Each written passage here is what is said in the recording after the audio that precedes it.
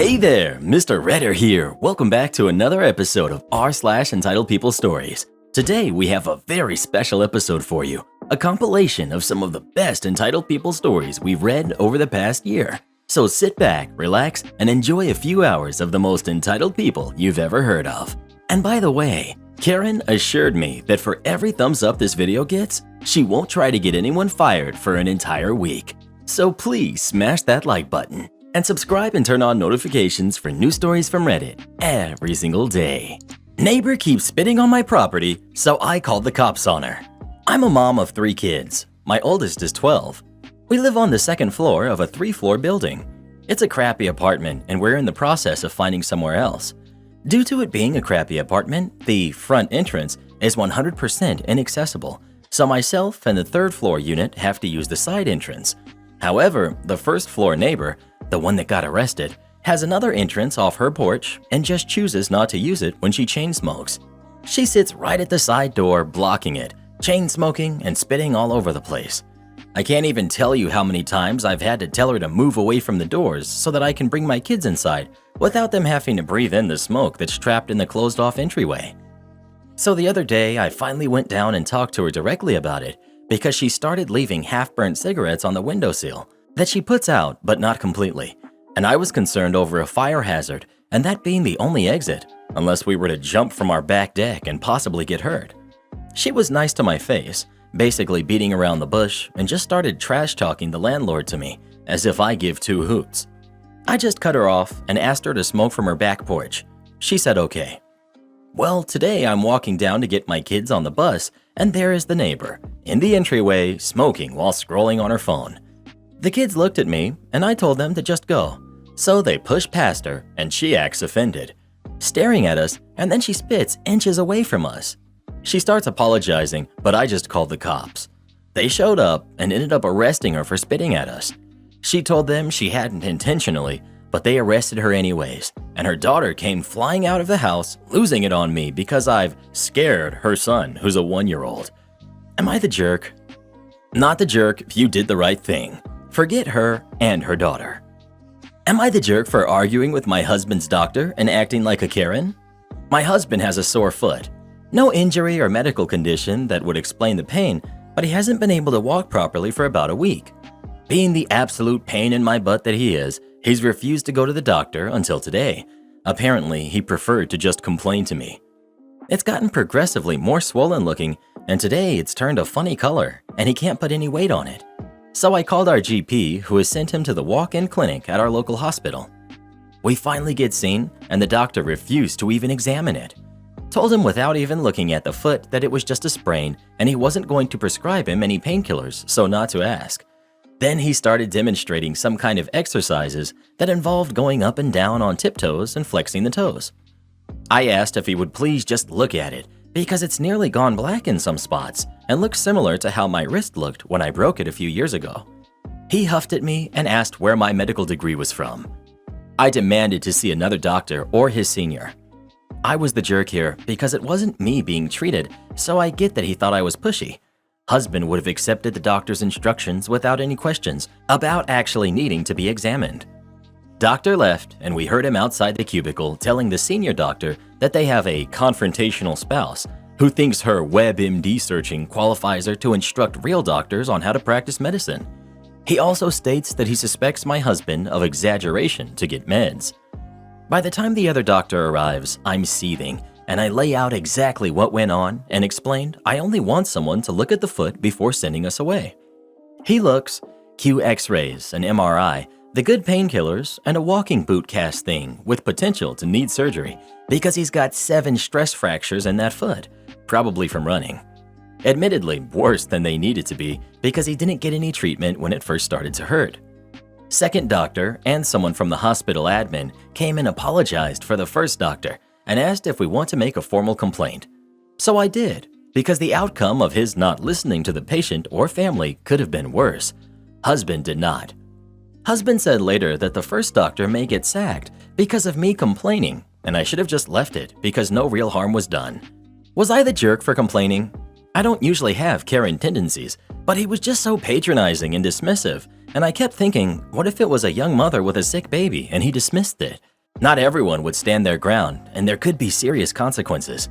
Edit. Thank you for all the comments and awards. I did not expect this to go as mental as it did.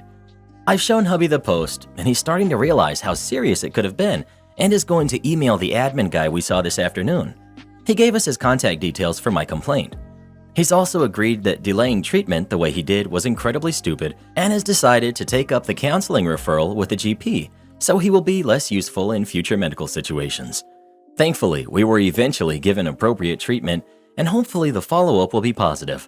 I'll stick an update on here if anything interesting to report. Once again, thanks for setting my mind at ease and sharing your opinions. Not the jerk. You were right to be insistent. The doctor was not doing his job. You did what you had to do. I'm going to add that your husband is a huge jerk here too. Not taking care of your health and making yourself a burden on your spouse is downright selfish. He needs a stern talking to. At the very least, you need to stop enabling him. In the future, stop dealing with these instances. If he dares complain, call him out on the need to take care of himself and not to be a burden to you. OP. I accept that my husband should have sought help much earlier, but he wasn't actually being a burden apart from complaining. Long and tedious background, but he actually has a genuine fear of hospitals, so tends to either avoid them, or if he's there, he'll accept whatever is said to him in order to get out as fast as possible. He definitely has his jerk moments, but where hospitals are concerned, he is genuinely in need of an advocate, which is what I try to be. Your husband's mental health may not be his fault, but it is his responsibility. He needs to get a handle of this. He doesn't get to walk around for days on a foot with fractures and not take care of it. OP. I completely agree. However, that's a battle for another day. A day when I'm able to remain calm and discuss it rationally, and not while I'm riled up and emotional about what could have happened. Also not the best idea whilst I'm slightly peeved at what I'm going to have to actually run around at. Also not the best idea whilst I'm slightly peeved that I'm going to have to actually run around after him and his gimpy foot now. Not the jerk. Honestly, the doctor should be fired. He totally dismissed yours and your husband's concerns. Progressive foot pain getting worse over time. Discoloration of the skin. Cannot bear weight on the foot. Husband is a runner. I think most medical personnel and laymen would agree that an actual physical examination of the foot was in order, which this guy didn't even bother to do. You were right to ask for another doctor. Good luck to your husband, and I hope his healing goes well. Not the jerk. First, you are not being a Karen. Being a Karen is making something non-existent into an issue, and/or being a jerk for no reason. Your husband's foot needed to be looked at, and the fact that the first doctor didn't is their fault, not yours. I'm so sick of the overuse of the term Karen. People use it now when they don't like someone. That's not the original use for it. Pushing to get proper medical care is not being a Karen. Well, what would you have done in this situation? Would you have put in a complaint against the first doctor or not? Please let us know. I'd make sure he gets fired. If you don't care about your patients, you have no business being a doctor. I don't work here, but now you get to come to my work. I'm a correctional officer and I work nights. After work, I normally just go home and sleep to get ready for my next 12-hour shift. However, on my days off, I take the time to do chores and housework. On this day, I did not have the night off, so I get done what I could before going to bed. So I went home and picked up my wife and kiddos to go grocery shopping. We get to the store and start doing the usual. A lady comes up to me and my family and starts asking for directions to items. Some I know and some I don't, so I tell her where the things I know are and I apologize for the things I don't. Now, mind you, I'm in full uniform. Taser cross draw, cuffs on each hip, fogger on left thigh, spray, and all the other items I use at work. On top of all that, I smell of peppers, sweat, mold, and rust as the facility I work at is old and moist. She seems upset but walks away. We continue shopping, and after a while, we meet up with the lady and she spots us and comes down, but this time she's upset. She starts screaming that I'm the worst employee ever and I should be fired for not helping. She continues on about how I should be catching shoplifters or back watching the cameras instead of flirting with this lady. Yeah, she's one of those. I interrupt her rant and I said the usual words of, "I don't work here." She of course fails to hear them, as this is the usual on this sub, and she continues her rant, yelling and screaming that she picked me to help her because I'm the asset protection and I should know where everything is.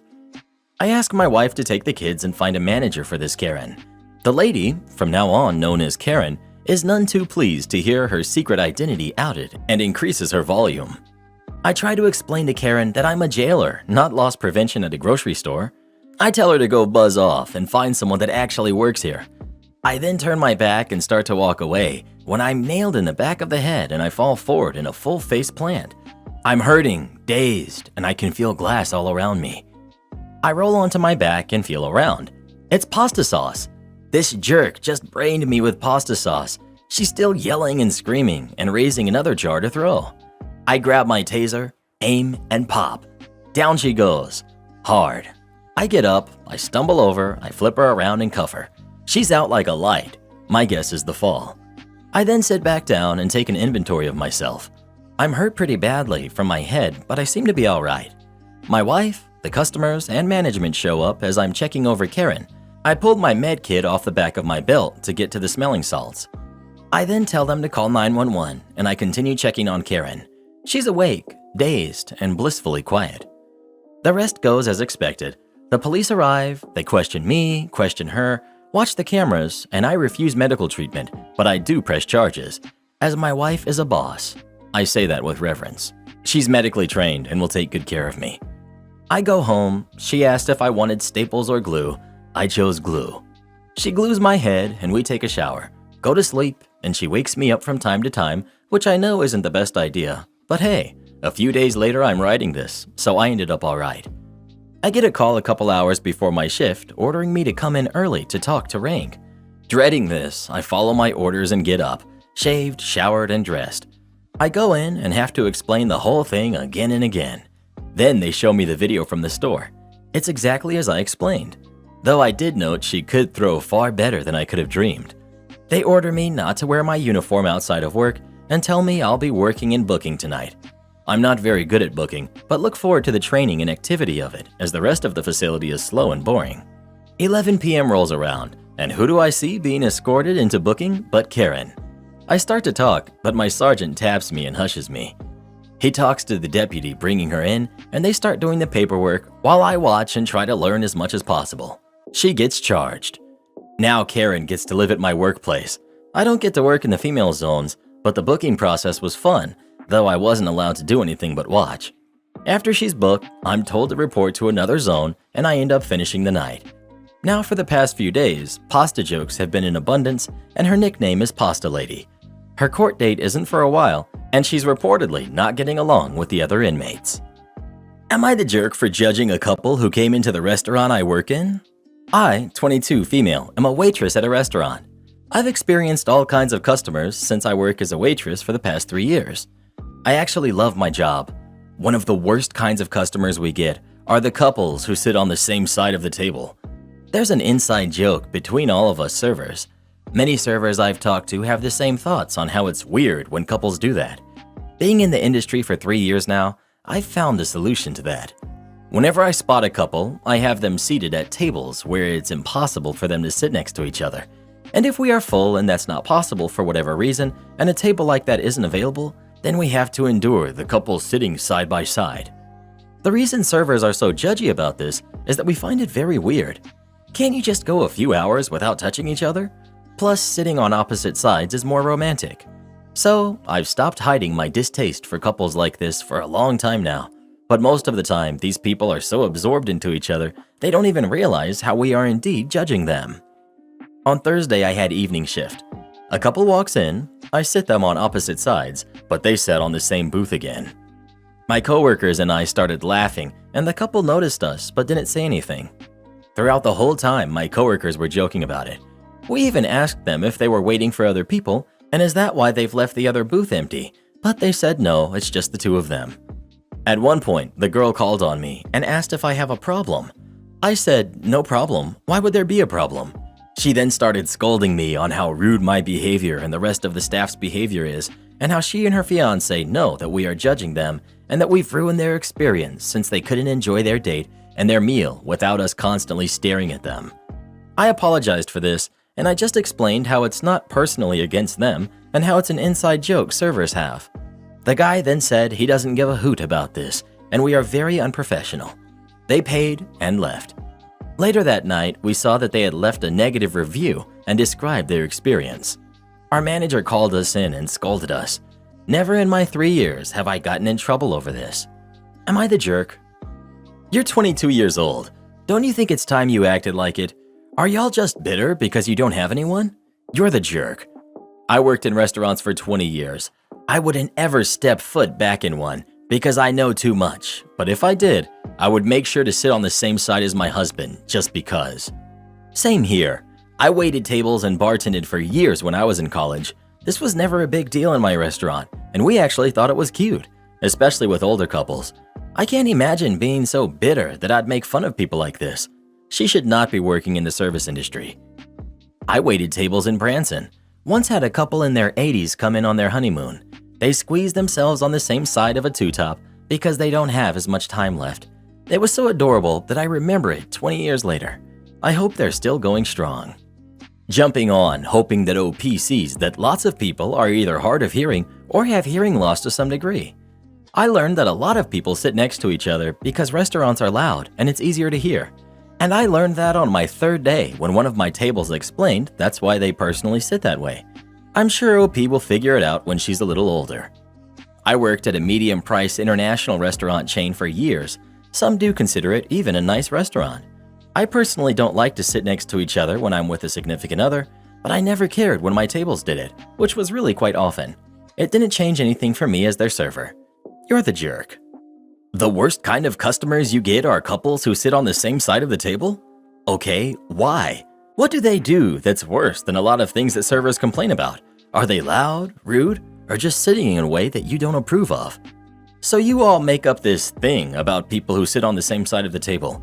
You actively seat couples places whenever you can at tables that they can't sit side by side at, and endure it when you can't. You find it weird. You think they should face each other and be more romantic. You openly show your distaste for them and even laugh at them. You are indeed judging them and think it should matter to them. Are you for real? You're the jerk in spades. Your job is to effectively serve food, not judge and ridicule people. Personally, I would not care if a server judged me for how I sat with my husband because it has nothing to do with you. None of your beeswax. You're the jerk. Well, who do you think is the jerk? OP or the couple? Please let us know. I'm just wondering if they left a tip. Only do accounting work during your 2 weeks notice. After working at a toxic office job for a few years, I decided it was time for me to leave. I gave my a bit more than 2 weeks notice and started to organize my myriad of tasks to hand off. I was an accounts payable assistant, and the company had created my position and added various tasks with other departments over the years. I helped with accounting, inventory, audits, customer service, marketing, sales, and events. My primary manager, we'll call her Barb, was the accounting manager, and there was always a struggle because she had assigned the extra work to me, but then refused to acknowledge that I did jobs for the other departments than hers. She was the primary reason for me leaving. Every day, I ask her if we can have a meeting to discuss my different tasks, how I've organized them, and how to complete them, as no one does these tasks in the company but me. She refuses to meet with me and reminds me to keep up with deadlines. No problem. For the next 2 weeks, Barb doesn't remove a single task from my plate. She refuses to meet with me for any reason and consistently sends condescending emails about the lack of work effort she's seen from me. I don't have the emails saved anymore, but they all included the same message. I'm the boss, just do your job. I brought this to the owner's attention since I worked closely with her, about how I felt like there was no bridge to the next person in my position. I was told, Barb runs the accounting department, so do what she says. Yes, ma'am. I showed up every day and I worked as if I wasn't leaving. Other managers asked me who was taking over tasks I handled for them. I referred them to Barb, who told them that she handled accounting, not their departments, and to stop wasting her time. She then told me to only work on accounting-related tasks as that was the position, regardless of the last few years of my tasks being spread across the company. I got this in writing and printed a few copies to cover myself. On my last day, Barb called me in her office and scolded me for ignoring 75% of my duties. Specifically, inventory was due that day, and I hadn't begun it. I reminded her of her accounting work-only demand, while she claimed she wasn't referring to inventory too. She told me to compile a list of all the non-accounting jobs I handled, to which I was prepared with a list. Many of these had deadlines missed or coming soon, but I had ignored per her instructions.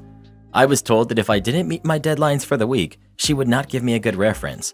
She also told me to stay as late as I needed to finish up. I didn't need her reference, and I wasn't staying late on my last day. I forwarded the email of her telling me not to complete any other jobs to the owner, along with a list of missed or close deadlines that wouldn't be met now. Then I clocked out and left and never returned. This was years ago, and from what I've heard, she still runs the accounting department for them. I was the one blamed for tasks not being complete. Oh well. Am I the jerk for telling my husband I won't cook for him again if he chooses to eat his coworker's meal over mine? Hear me out. My husband, Jesse, who's 31, has been bringing home meals that his female coworker, Nellie, cooks for him. Now, I'm not the best cook, and Jesse's made it clear, but he still eats what I cook every day. What I noticed with Nellie was that she tends to take every opportunity to point out how weak and tasteless my cooking is. Jesse would say nothing except steer the conversation towards something else they both relate to while I'm sitting there wallowing in my misery, thinking about what she said. Also, she once asked what was another chore I was good at, and Jesse said ironing his suits. She, in response, joked about having him send her a suit of his so he could see how good she is at ironing too. I rolled my eyes hard, but at least Jesse agreed that was weird. Last week, Jesse came home with a new meal she cooked. I told him I already cooked dinner and asked what he was going to do with the meal. He told me he was going to eat it for dinner. Not gonna lie, I was getting a bit irritated, and he must have noticed because he said he promised Nellie he'd eat it for dinner, and that she asked him to take a pic of the empty plate later to confirm that he had actually eaten it. I was baffled, like completely baffled at this. I told him one thing and one thing only. Told him that if he chose to eat Nellie's meal over the dinner I cooked, then this would be the last time I cooked for him.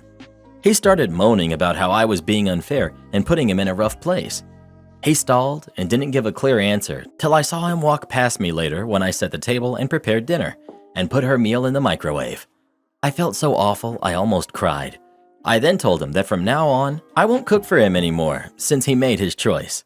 I obviously upset him because he went off on me, calling me childish and pathetic to make this about my ego. I got up from my chair and told him I owed him nothing and that he made his decision and so did I. He snapped and said that this was ridiculous and that Nellie was just doing a nice thing for him, while as my behavior was disgraceful and disgusting. He then went into the bedroom and I rushed after him, but he shouted, "Leave me alone," then proceeded to shut the door and hasn't been speaking to me since. His mom knew about the argument and called, begging me to be more patient and not make any decisions I might regret later. She agreed that Nellie was overstepping and firmly believes she's the problem, and so I shouldn't be hard on her son. But mother-in-law is incredibly biased, meaning in her eyes, her son is a saint who can do no wrong. So that's that. I feel like I overreacted and really messed it up when I pushed him like that. Not the jerk, but you and your husband need to have a serious talk about boundaries in your marriage. The issue isn't the food, it's his creating a relationship with another woman and being willing to hurt you to continue that relationship. This isn't a healthy friendship, and he is not being respectful of your marriage. And this relationship with the other woman seems to be built on criticizing and undermining OP. I would never continue to spend time with someone who puts down my wife on a routine basis. Just yikes. This story ends with the situation being made as clear as daylight. OP's husband has to decide whose feelings he's worried about more, OP's or his coworkers. And he chose the coworker. OP, your husband is showing you who he is and who matters to him. It's not you. You deserve better. Your husband is more concerned with Nellie's feelings than yours. Red flag. Your mother-in-law agrees that Nellie is overstepping, but that you need to go easier on her son, your husband, while he encourages another woman's inappropriate attention. Red flag. Is your mother-in-law going to tell you to just get over it when you walk in and find Nellie with your husband? Because that is where this little "I'm better than your wife's" game is heading. Not the jerk, and make sure you have some money set aside to protect yourself. Well, who do you think is the jerk? OP or her husband? Please let us know. You gotta watch out for Nellies, they're always scheming. Haven't you seen Little House on the Prairie? Only use company-provided software? No problem. Many years ago, I was a kitchen manager for a very popular restaurant concept. My location was fairly busy, and there were a lot of office-related tasks, including placing food orders twice a week. Over the years, I developed a spreadsheet to make the ordering process faster and ensure that when I was on vacation, proper food levels were maintained. After 6 years and multiple praises from higher-ups about efficiency, we got a new district manager, DM.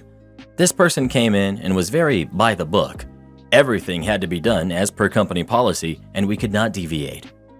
One day, the DM noticed I was using my spreadsheet to calculate my food order for the week. I was told it was not company sanctioned and I could not use it. I explained that it saved me 2 hours each time, and I used that time to help others. That did not sit well with the DM, and I was told to stop using it immediately. The DM asked the general manager, GM, if I had any other shortcuts that were unauthorized. Because the GM wanted to stay on the DM's good side, they spilled the beans on all of my non-compliant methods I used. Now, I was no longer allowed to use any of the time-saving tools I created. Cue malicious compliance. As I was no longer allowed to use these tools, I emailed them to myself and added a password to lock them down on the work computer. No longer usable. But I added a bit extra to the spreadsheet to make it self-destruct if someone attempted to hack the files. The self-destruct would delete the contents of the file along with the contents of my personal folder. Time to get a new job. I gave 6 weeks notice and was greeted by the DM the next day.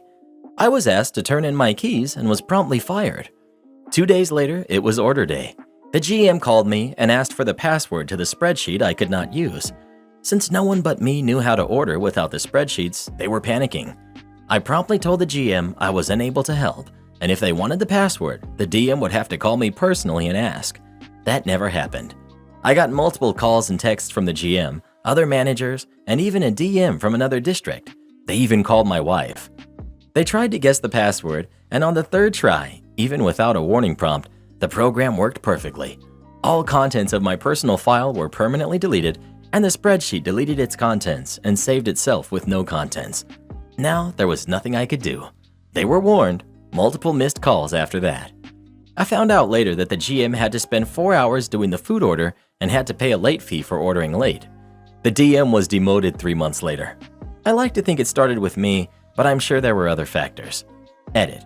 For those asking, I do not have the file. It was 10 years ago, and it was nothing that cannot be found on the internet. Also, this was an Excel spreadsheet used to calculate weekly product usage and replenishment suggestions. It was not integrated into the company ordering system. I did not need it. It just saved me time from having to do some calculations for 400 plus items. Each manager is taught how to place orders the company way. It's just, I was the only one to do it for over 6 years. All of the historical information was intact and could have been used to assist, but they knew I had a simpler method and wanted to make it easy for themselves. Everyone is entitled to their opinions, and I appreciate the different views. What is done, and I regret nothing. Thank you. Mailbox Revenge. This didn't start out as a quest for vengeance. We just wanted mail delivery to our house. Vengeance came as a byproduct, but it was truly delightful nonetheless. So, mailbox story time. This happened back in 1982 for the record. My family moved to a very rural area on a gravel road. No one had previously lived there, so it was a battle just getting mail delivery in the first place. My folks went several rounds with the local postmaster. He was somewhat enamored by his own power and very much a rules to the letter kind of guy. Every I must be dotted, every T crossed, and if there's so much as a semicolon out of place, you'll have to start all over again. He seemed to have made it his personal mission to make getting mail delivery to a new address as difficult as humanly possible. Ultimately, my folks managed to fill out the paperwork to his satisfaction, and he begrudgingly allowed us to put up a box and receive mail delivery at our new home. Dad was extremely careful in the placement of our box and making absolutely certain it was the exact height, precise placement from the road, etc. to avoid annoying our local postmaster any more than we already had. There are, or at least were, very specific rules about rural mailboxes. Dad followed every single one. That first mailbox was perfect. The man who drove the road grader was as annoyed as the local postmaster, as he now had a new driveway to accommodate. We suspect that's why he had it out for our mailbox. After the road grader had demolished 3 of our mailboxes, Dad got upset. Previously, he had used the most basic design, just a post in the ground with a box on top. Now he was motivated. Dad got a hold of a 9-foot-long section of metal pipe. It's 4 inches in diameter, outer measurement, and has 3/4 inch thick walls. I have no idea what this was originally intended for. but I know how Dad used it. He dug a hole 5.5 feet deep. He welded an upside-down tripod shape, think open umbrella, to the bottom of the pole and dropped it into the 6-foot wide hole. Each welded-on leg was about 3 feet of some kind of rebar, and there were 5 such spokes. He then dropped some huge rocks on top of the tripod shape to hold it in place. The empty spaces around the huge rocks were filled in with gravel, and he dumped sand to fill in the air gaps. Then he filled the rest of the hole in with dirt and mounted the mailbox on top of the post. 3 days after Dad installed the new mailbox, we heard the road grader coming down the road. Our house is a quarter mile from the road, but we heard the loud clang from inside. We also heard the yelling from inside. No one went down to look until they heard the road grader drive away. When they did, the box itself was slightly dented on one side, but it was still firmly upright and functional. 3 weeks later, we received a bill from the township for a bent grader blade.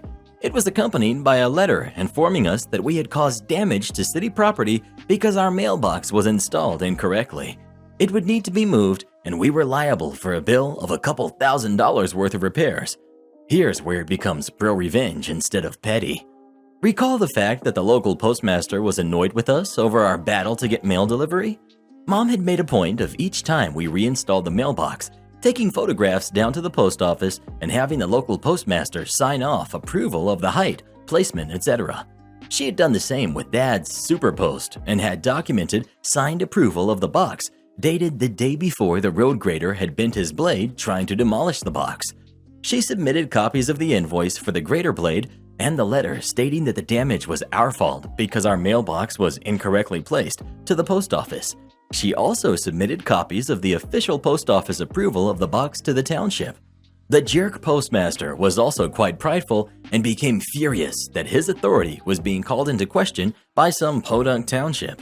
As far as he was concerned, the township wasn't questioning my parents, they were stating that his judgment was wrong.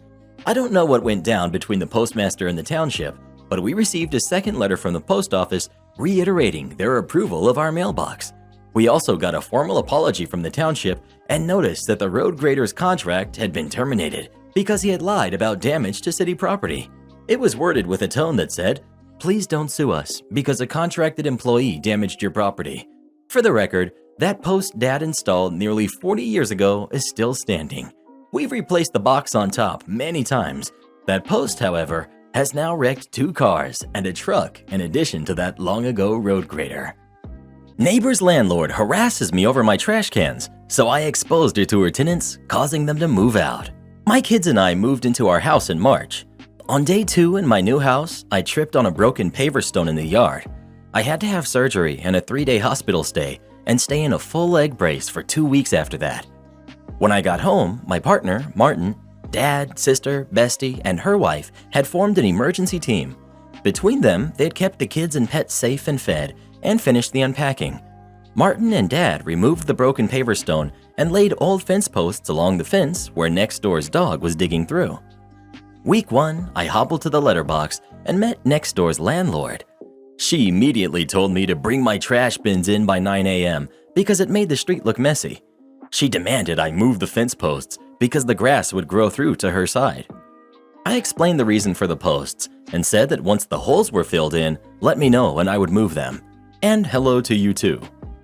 Week 1, trash day, 9:10 a.m. Landlord banged on my door. I'm still in my pajamas and leg brace. The landlord complained about the trash bins again. I said my bestie is coming by later to help me get dressed. I couldn't do feet. I'd bring the bins in later. When bestie pulled up, she had to park out front because my bins were in the driveway. Next, Martin got temporary approval to work from home at my place. I got home and Martin was escorting the landlord off the property. The neighbor's landlord thought nobody was home and tried to sneak in to move the posts. Martin said next time he'll call the police. A few weeks ago, the police arrived. Martin was at work and said a concerned neighbor called about a couple fighting and the man was destroying the fence. Landlord is out front watching. Once the cops are satisfied and see that there's nothing wrong, I explain about last week and I show them the security footage. Later, I see them speaking with the neighbor landlord. She isn't happy and she goes back inside. Then the penny dropped. Neighbor's landlord let herself in while her tenants were at work, so I spoke to her tenants and I was blunt. I asked if they were okay with their landlord being in the house while they were out, and said I had seen her there at least once a week. In a nutshell, they were not okay with that. Later, one of the guys came around with a box full of cookies, thanked me, and said they were moving out right away. Neighbor landlord is now furious. She says I'm the jerk because I made her tenants leave, and I'm the jerk because I make the street look messy, and I hang clothes on a clothesline, so how will she find new tenants? I told her to get off my lawn. Honestly, I'm torn, but I feel I'm not the jerk because I was just letting the tenants know that she visited while they were out. But I feel I could be the jerk since I was working nights and the police visit took up a lot of my sleep time, so I retaliated, and I felt pretty smugly satisfied when her tenants left. Not the jerk, she's a terrible, morally corrupt landlord and a busybody neighbor. You didn't drive her tenants away, her behavior did. Am I the jerk for leaving my best friend and his friends stranded in an unfamiliar city? So for background, my best friend has gotten into going to these Spartan races. He and a small group of his friends have started going to local ones, but recently heard about one in another state they wanted to go to and compete in, but they didn't have anywhere to stay. So they asked me if they could borrow my truck and trailer. I have a tow-behind camper for the weekend. I said no, I wasn't comfortable with them taking my truck and trailer, but that I'd drive them and the camper to their event. We made the 3-hour trip and set everything up in the area where the race was taking place the next day. I have a habit of leaving my keys on a hook next to the door to my bedroom in my camper. Remember this. Come nightfall, I went to take a phone call outside and ended up wandering around the grounds for over an hour. When I got back to the camper, the door was locked, and I was told by my best friend's older friend through the window that there wasn't enough room for me in my trailer. So I reached for my keys to unlock the door, but realized I had left them inside the camper on the hook in my room.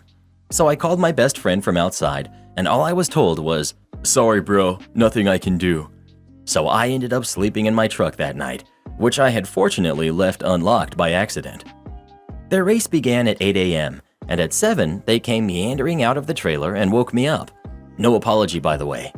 So while they were in their race, I hooked my truck back up to the trailer, closed and locked everything, and waited until just after they finished and had started walking back to the trailer. Think really wide open field. When I saw them coming, I started the truck and drove off the property with them chasing behind. I made the 3-hour trip back home, declining call after call. When I finally got home, I finally took my best friend's call. He started yelling at me saying, "Why would you do this? We have no way home now." I just said, "Sorry, you shouldn't have made me sleep in my truck after I did you this favor." He told me that there were better ways to handle this than by leaving them in an unfamiliar city with no way home. I think he ended up calling his dad to come and get them. Is he right? Was there a better way to handle this? I felt justified until he said that. I am kind of doubting my decision now. Am I the jerk? Not the jerk. They're Spartan warriors, right? They should run home. Not the jerk. Was there a more adult way to deal with this? Definitely. Did they deserve to be treated like adults after the disrespectful and childish stunt they pulled? No. Forget those guys. They got what they deserved. Was there a more adult way to handle this? I'm legitimately torn on this. I'm not convinced there's a way OP could have handled this which would have taught these jerks a lesson or been better all told. Anything less than this would have likely led to these jerks feeling they got away with their behavior and wouldn't think twice about doing it again, if not to OP, then to someone else. Adults need adult consequences, and I'm not certain anything less than this would have been a true consequence for them. Not the jerk. Who tells someone they can't sleep in their own camper? He's not your best friend. I'm just really confused what these people's thought process was. They really thought they'd lock you out of your own camper and you'd smile and drive them all home? Was it harsh? Yes. Did they deserve it? Also yes. They're grown. They can find their own way home. Not the jerk. OP. I've been trying to practice the mental gymnastics it takes to come to that conclusion as well in my own head, and I just can't do it.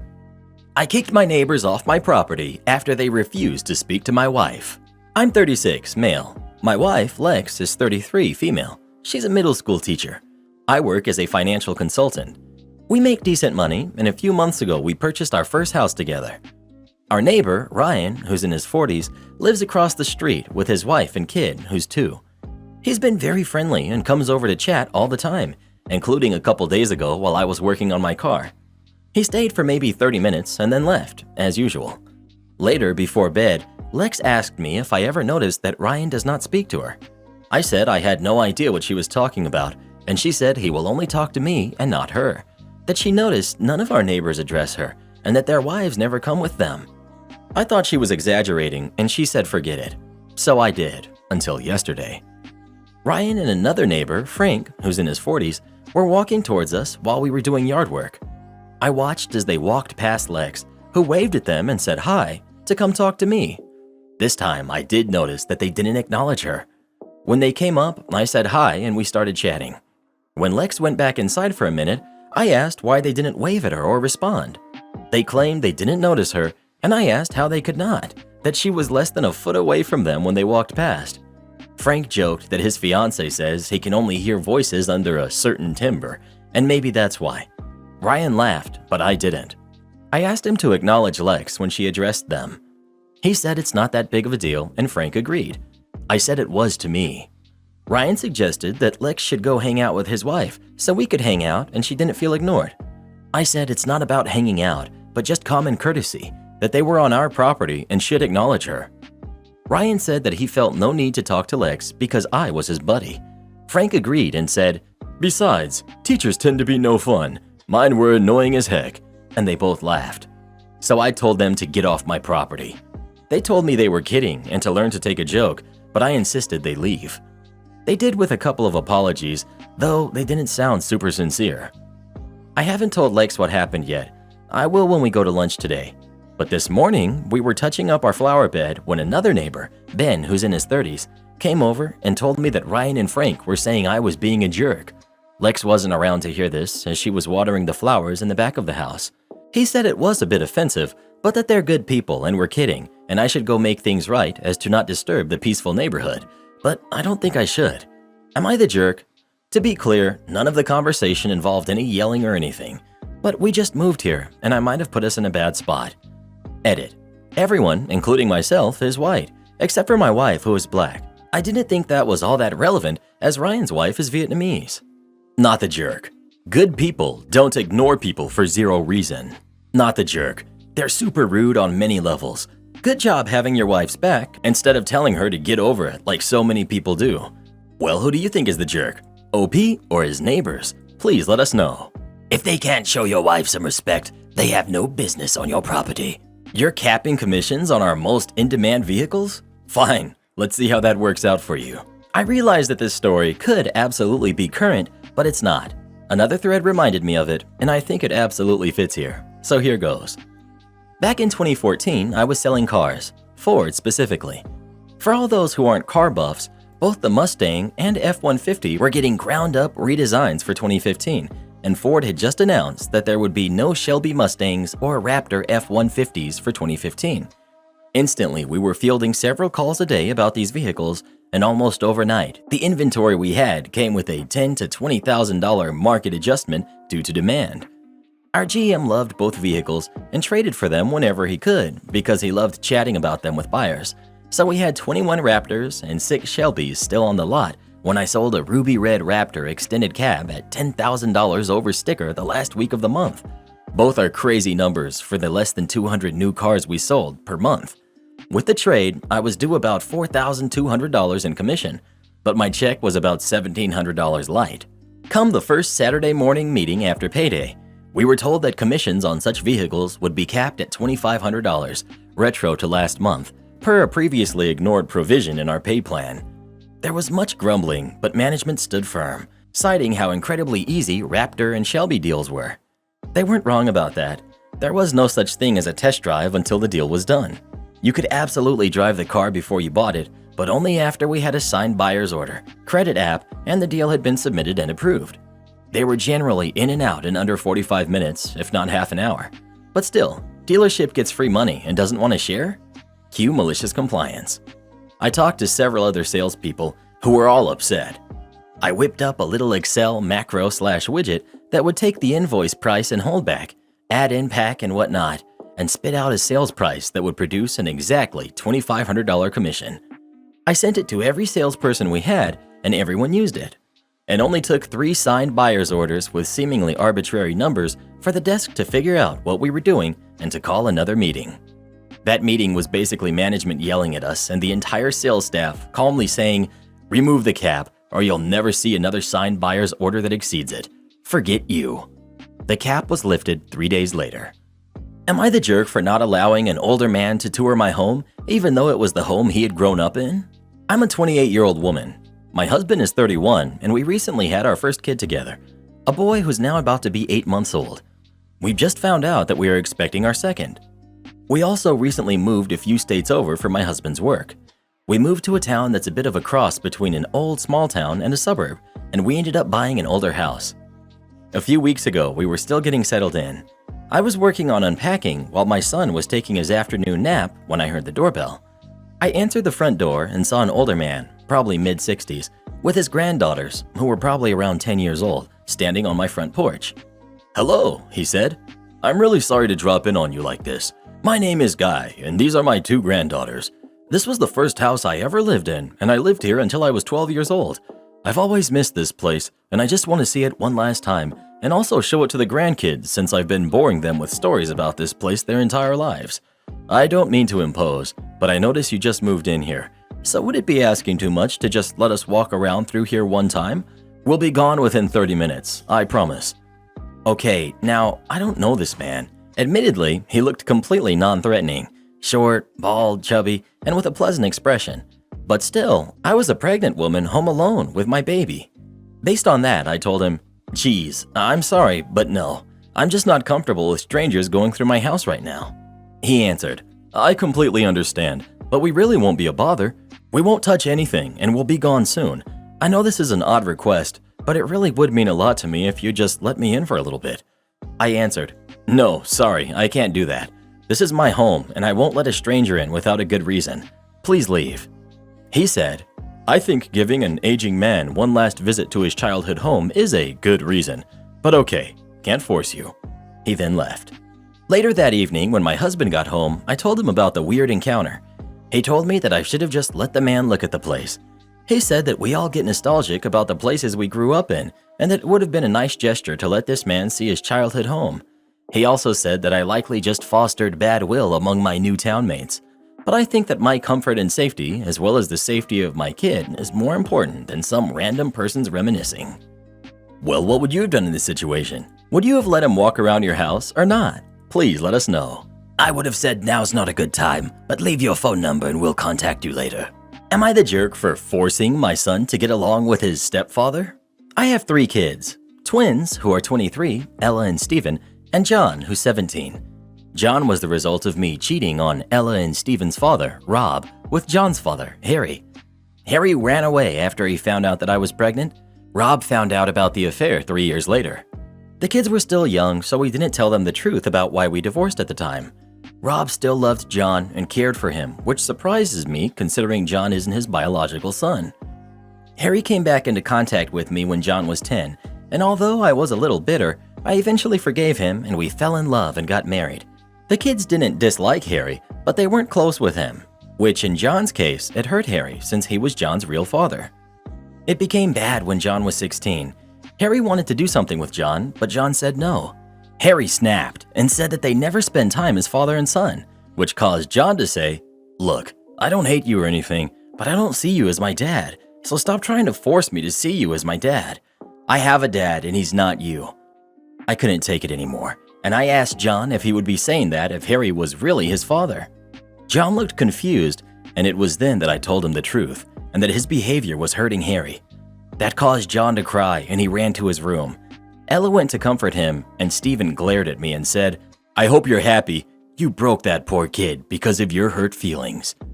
It's been a year since then, and I think my kids forgive me, but still aren't close with Harry. Recently, it was Harry's birthday, and he wanted me and John to spend it with him. John, however, decided that he wanted to watch a movie with his friend. I told him that Harry wants to spend time with him.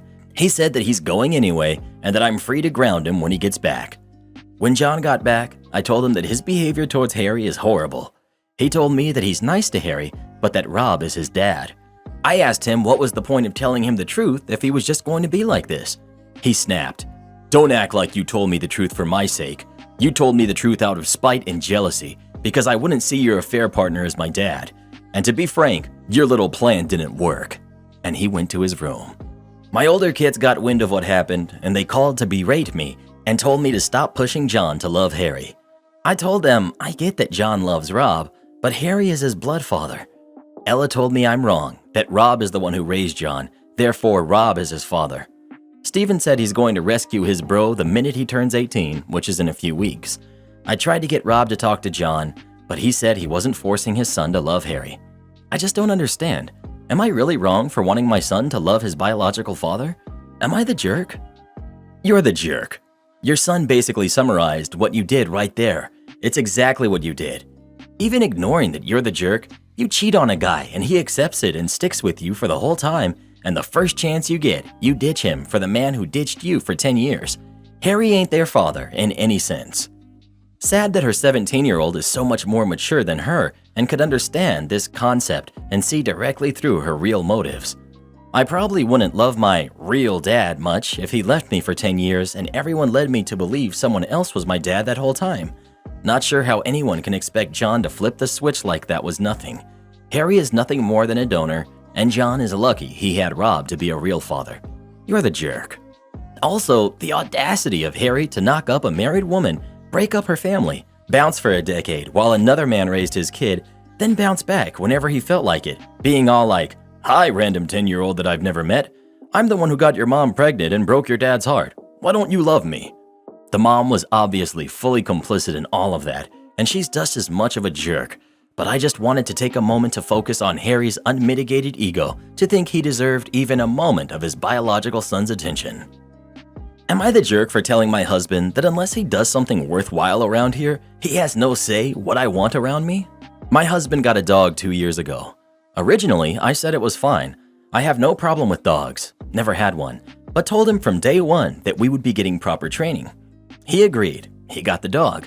From the moment he got the dog until now, 2 years later, he has outright refused to train the dog, refused any training from a specialist as well. I have tried training the dog myself, but I have no idea what I'm doing. In the beginning, I miraculously was able to train the dog to not get into the garbage, listen to basic commands, no, sit, stop, go, etc. But within 2 months of that, my husband basically ruined everything, started giving her treats when she had done nothing, as in would give her treats if he said paw, even if she didn't do the trick, and say good girl again, despite her not doing it, giving her treats when she was anxious and acting weird, giving her treats for going to the bathroom, etc. So now she just expects treats for everything. She will not do anything with a treat or without it if I'm being honest. She now gets in the trash again because he gives her table scraps. All my efforts are destroyed. Everything I taught her is gone. She won't even lay down on command anymore and instead just crawls to you every single time. Now I'm the one who deals with all the house chores and cooking. I have an income of roughly $1,100 a month, but he works much more than I do, longer hours. So yeah, I'm in charge of basically absolutely everything at home. Well, today I had a great day. I cleaned every single room, including the kids, did all the laundry and put all of it away. Yay me. Didn't let a single dish sit in the sink unwashed, even mopped all the floors. This doesn't happen often. Well, I make a bomb dinner that everyone has thirds of, and when I go to eat my portion after the food is cold, because I'm a mom and a wife, the dog jumps up in my lap and knocks the food off and proceeds to eat all of it. Now there wasn't enough food for me to eat any dinner. So I'm upset. This is an ongoing issue. Doesn't matter how much I try to train this dog. I literally try every single day. My husband doesn't back me up on it, and it goes unnoticed. So I go to the deck to get some space. Well, he comes out and starts asking me what's wrong, and the dog is right behind him trotting up to me and trying to jump on me. I say very loudly to go inside, to the dog, and vocalize that I don't want the dog near me. My husband flips, says I'm being a jerk. I told him that until he starts doing something around the house that warrants not eating and worth noting, he has no say in what or who I want around me. Am I the jerk? Not the jerk, but your husband is. Does he have any redeeming features? Husband, that is? Why does it feel your husband is weaponizing incompetence in training his dog? OP, because he 100% is. Same with cleaning and cooking. He can do all this stuff, but chooses not to because he's tired or doesn't do it as good as I do. Honestly, you might be better off separated or divorced. I mean, he's a good-for-nothing bum that leeches you. Tell him either to stop pretending to be an incompetent bum and do something about the dog and clean around the house, or get divorced. Wouldn't be a Reddit Stories video without commenters telling you to get divorced. Well, who do you think is the jerk? OP or her husband? Please let us know. I worked here 6 months ago. In the times before a personal issue happened in November, I, 17 female, worked at a local hobby store named after an archangel. I stocked shelves, cleaned up after people, tried all the markers on anything nearby, and would leave them in whatever cubby that was in reach. And I would cashier a few nights a week, making the big money to afford my daily girly needs. I quit working there because of the personal issue. This past Monday, I went in there to get some art supplies for a project the therapist recommended and to see how I feel about going back out into the world. I was dressed in a large black baggy hoodie and baggy sweats, nothing like an employee. My earbuds were in but not on. They dull the noise but don't completely make it silent. I heard the click, click, click of someone wearing heels, a distinctive sound. The sound stopped and I could see a shadow darken me as I looked at drawing pads. My heart started speeding up and I was beginning to sweat. Then she said those words, "Excuse me?" It wasn't dripping with contempt yet. "Yes," I said back. "Where are those little painting cups to paint the porcelain Christmas villages?" She did ask nicely. I tell her I don't know, and she got mad. "You do know where they are, so where are they?" I stepped back and began to shake. "I don't know. I don't work here." "Yes, you do. You helped me find stuff last Halloween. Quit lying to me and tell me where the paints are." I began to have a panic attack. It's been 6 months since I worked here, and the store's been rearranged. "Oh my God, you kids are so lazy. You think because there's a worker shortage, you can just do what you want and not get fired for mouthing off to customers? I'll show you how wrong you are when I get your manager and get you fired." I dropped the supplies I was holding and turned to leave. I'm not crying. I just want to be away from this crazy lady. Then she grabs me. As I'm spun to face her again, she shoves her finger in my face, and the screeching is piercing even with the headphones on, and things went to black. When I came back to reality, I was being checked on by paramedics. A few police officers were standing around with the lady in handcuffs screeching, "I didn't do anything to her. She's just crazy. I can't believe this place hires crazy jerks." I ended up going to the hospital. The lady is being charged with assault. I'll find out more in the future since this is just a few days old. What happened to me? I read the statements from the police report and from what a few former coworkers told me. When she grabbed me, I fell to the ground, going into the fetal position, whimpering that I don't work here. I don't work here. I don't work here. Some customers saw what was going on and got the manager. Someone else called 911. The lady just stood there with her mouth fish gaping and repeating, "I didn't touch her." After a night in the hospital, a visit with my therapist, I'm home and waiting for a delivery from Amazon with the supplies I went to get. I'm glad the world is homebound friendly these days. As someone with anxiety that makes it difficult to go out sometimes, I know how hard it is to put yourself in those situations, but I am proud of you for trying. Am I the jerk for not helping my girlfriend replace her broken dishes and cups? My girlfriend, who's 28, and I, whom 26, have been together for a year and a half. We don't live together, but we do spend the night at each other's places often. My girlfriend has a bad habit of leaving her kitchen drawers and cabinets open after she gets something out of them. She also has a 9-month-old kitten that is in that stage where he's climbing into and getting into everything. I've told her multiple times she's got to watch him better and make sure he can't get into places he shouldn't be. Also train him so he won't get up and into things he shouldn't. She argues you can't train a cat, but I beg to differ. My cat was trained to stay off the counter and even to not scratch furniture. I was going to spend the weekend with her, and last night we go to bed. We got woken up in the middle of the night by a loud crash that sounded like stuff breaking. I got up to go look and see. She had left the cabinet door open yet again, and the kitten got into it. The liners were pulled out, and half the contents were in pieces on the floor and counter. I find Kitty first, hiding behind the garbage can. He's fine and not hurt, just spooked. She comes out, finds out what happened, we clean it up and go back to bed. Now she has to replace a bunch of stuff. Our first disagreement came because she wanted me to drive her around town to 4 different stores to find stuff. I told her no. If she really wanted to do that, we were taking her car. She didn't want to drive, so we agreed on 2 stores. We get to the first one and she gets everything she wants from there. Get to the checkout and she goes, "How much are you putting towards it?" I told her none. We stepped out of line to discuss it and she got angry with me. I told her, 1, she didn't even ask my input or opinion about anything. 2nd, the stuff was broken because of her decisions, so replacing it all should be her responsibility anyway. 3rd, If she expected me to help her pay, she should have brought it up long before we got to the store.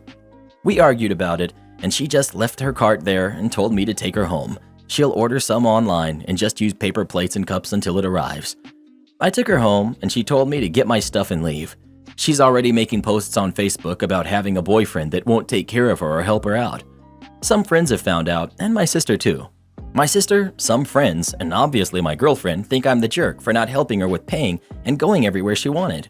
I don't think I did anything wrong here though. Am I the jerk? Edit. So for all the questions about the driving, I'm not her chauffeur. I don't mind driving her around once in a while, but quite literally, every time she wants to do hours of shopping or errands that involves driving all over, she suddenly doesn't want to drive and always insists on us going together and taking my car. I don't want to use up all that gas weekly, and she can share the load of driving. She has had no problem driving herself when it's for fun, on her own, or with her friends. I will see if she'll let me take the little guy and rehome Kitty with a reasonable and responsible family member or friend until I get a new place. Either way, pretty sure I'm done with the relationship since she kept trying to guilt trip me all through yesterday. Not the jerk, she sounds exhausting. I've been around people like that before. They suck the life and energy right out of you. OP, I'd rethink this relationship. It's not just about plates and cups. You either need to have a deep conversation or you'll end up resenting her. Not the jerk, but staying with someone that decides to involve the court of public opinion and airs her complaints to make you look bad? Is that person going to have your back when you need them? Karen roommate expects me to clean up after her. So I, 20 female, have been living with my current roommate, 19 female, in a 2-bedroom apartment for the past year while attending college. She and I got along well for the most part, have similar interests, and split costs evenly, at least at first. After a couple of months, she was unable to pay for her share of groceries. I covered her half a couple times, being sympathetic towards her situation. However, this has since spiraled into her expecting me to pay for all of the groceries every time. I have offered to help her find a job, to which she refused. On top of this, she routinely eats all of the snacks I buy for herself. Now this, she only washes the dishes she uses when she needs them again. At this point, I've been buying all of the groceries for months and have started to buy less because I need to save money for tuition. Because of this, she cooks less and instead orders out, only for herself, which is fine but important to note. Instead of using the money she spends on takeout for groceries, so the dishes just sit there for weeks and smell awful. Yes, I could wash them myself, but between my job and schoolwork, as well as all of the other cleaning jobs around the apartment that she now refuses to do, I just can't bring myself to do yet another thing she said she would do herself. I let her know, as politely as I could, that I couldn't handle her responsibilities on top of my own, and thought the issue would be resolved. I have resorted to only cleaning my own room, the shared bathroom, and the dishes I personally use, instead of cleaning the entire apartment, including her room and the living room area she spends most of her time in. Now I spend what little time I am at home locked in my room, because the entire apartment is trashed. I mean, it smells disgusting, and there's now a fruit fly problem because of it. She confronted me about this, asking why I don't clean or buy enough groceries for both of us anymore, and I'm honestly fed up. I told her that she can clean up after herself and pay for her own groceries. Now she's upset with me, still refuses to pull her own weight, and claims that she is overwhelmed and depressed. I also suffer from mental illness, and I understand that they can be debilitating and that she may not be meaning to take advantage of me, but I don't think that's a valid excuse for her to walk all over me and the kindness that I've shown her. I gave her the number to the student counseling service just in case and offered to listen if she wanted to talk, but I personally feel like she's using this excuse as a cop-out to get more favors out of me. I still haven't cleaned her mess or bought more groceries, and I'm still mostly in my room. But I'm at my wit's end and cannot physically or emotionally handle this behavior anymore. Am I the jerk? Neighbors' kids are demanding to use our pool. Should we just let them? I, 37 male, moved into a small neighborhood with my fiance, who's 36. The neighborhood is full of kids around the ages of 9 and 10. We found out that my fiance is expecting, and we both decided on wanting a pool. I had an above-ground pool put in last year, and the neighborhood kids were very happy. I told them no dogs were allowed in the pool as the lining was fragile and it could break. This year, I opened the pool and the kids used it while we were away. When we got back, I noticed the water level was low and I tried to refill it. I saw a good-sized tear on the side and got it fixed. The kids came over the next day with a Labrador Retriever wanting to use the pool, and I told them that the pool was closed. I came home and saw a few of the neighbors arguing with my fiance. I walked over and everyone starts talking about how I hurt their kids' feelings by not allowing them to use the pool. I explained what happened and why I had to close the pool. A few of them started laughing and demand that I reopen the pool. My fiance thinks that I should open the pool and apologize to the families. Not the jerk. Who are the neighbors to demand that you open the pool? And I surely hope you strictly enforce the no dog rule. I'm also assuming you require at least one adult to be present at the pool at all times. Not the jerk. Also, I would be careful letting other people's kids use your pool. If someone gets injured in your pool on your property, you are responsible for it. And from the sounds of your entitled neighbors, they would be the first ones to press charges. I would make sure a fence is up and no one can get in the backyard. That is your property, your home, your safe place. You do not have to let anyone in unless you want to. I understand your wife not wanting to have to deal with the confrontation of neighbors because she wants to keep the peace in a new neighborhood you guys are in. But if you give in to the neighbors now, they will always think they can do whatever they want and walk all over you. Good luck. Not the jerk. Seriously? The entitlement is ridiculous. OP, you should never let them use the pool, especially unsupervised. Anything happens, you are liable legally. If parents want their kids to have a pool, they should buy their own. Well, who do you think is the jerk? OP or the neighbors? Please let us know. If there's one thing I've learned from Reddit stories, it's to never let anyone use your pool. And that getting a divorce is usually a solution to any problem you're facing with your spouse. Finally preparing to take my entitled mother-in-law to court, it's time for some serious payback. My partner, 30 male, and I, 25 female, started our relationship 5 years ago. When we met, I found out he shared a mortgage with mother-in-law because when her ex left, she couldn't hold the mortgage. Boyfriend had a good job and decided to step up. We hadn't met yet and he was single and living there, so he didn't think much of it. And that was his mom, and he's a wonderful son and person. I moved in with him after 7 months.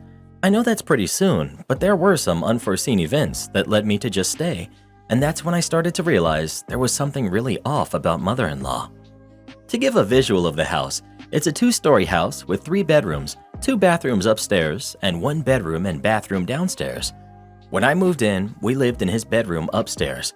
All downstairs was absolutely filled to the ceiling with junk and boxes, almost like an episode of Hoarders. Completely unlivable. There's also a laundry room down there, and that's where we all did our laundry. We were finally able to convince mother-in-law to get her crap out of the way so we could move downstairs and have a bit more privacy. There's a door leading into the living area of the downstairs, and she would use that to get to the laundry. We spent most of our time in the living area and got tired of her constantly coming through it, so I tried to talk and make a compromise. There were 2 other ways to get to the laundry room.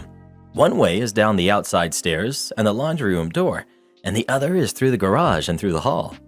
I went and bought some curtains to set up on either side of the doors so she had her own special hallway. She kept coming through after agreeing to use the other ways. One day, we replaced the doorknob with a knob with a lock that locked from the inside. We had locked up and left the house for a few hours. When we got back, we found she had taken a butter knife and forced open the lock, something that could have easily been avoided. When we confronted her, she got on the floor and cried, and my boyfriend went over to comfort her. That's when I realized that she manipulates him. I only asked why she did that, and she broke down with crocodile tears. Eventually, I convinced a boyfriend to get away, and we moved into an apartment in town. It was bliss. I think from there, he started to gain a lot more confidence and stopped talking to mother-in-law as much. This was all 4 years ago. After we moved out, mother-in-law decided to spend a bunch of money and renovate the downstairs and make the house into a duplex-type situation, with her living in the bottom.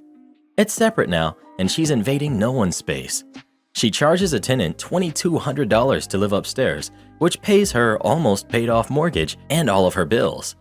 Boyfriend is still on the title and mortgage of the house. When he was there, he was paying everything, including her phone bill. Another thing to add, mother-in-law does not work. So fast forward to now. I'm 2 months pregnant with boyfriend's baby. We're starting a family, and boyfriend has asked to move into the upstairs so we can have a bigger home to raise our baby in. She said no. We asked her to take his name off. Nope. She refuses to let him live in the house. She won't buy him out. She won't take his name off because that would mean she can't keep the house. She cannot keep the house without boyfriend. Her reasoning is that she wants to save for her retirement and she needs the $4,000+ a month she makes from the tenant, alimony, she wasn't even married to the guy, disability from the government, and other under-the-table work, while we are currently grasping at straws. My boyfriend has finally realized that his mother doesn't give any hoots about him or his kid, and now we are going to take her to court. The house is worth almost $700,000. We're going to force a sale for half. Basically, she's proved time and time again that she's a selfish, greedy woman who takes advantage of her son. Her other son does not talk to her or see her, even on holidays. We understand why now. I'm honestly just still in shock at the fact that after everything he's done for her, she won't do the same. Also, she has a lot of money. Edit. I don't in any way think I'm entitled to any of this money. I just say we out of habit because we are just a team with things, I guess. Court wasn't my idea. I try to leave any of that stuff up to him because it isn't my house. I'm just in here to share this story. Don't let her handle the sale. She'll sell it low out of spite or make a deal for money under the table. OP. The court will be selling it. Legally forcing a sale is what I mean. The court will sell it and force her out and split the money between the owners. Am I the jerk for asking my girlfriend to stop applying deodorant and perfume in the bedroom?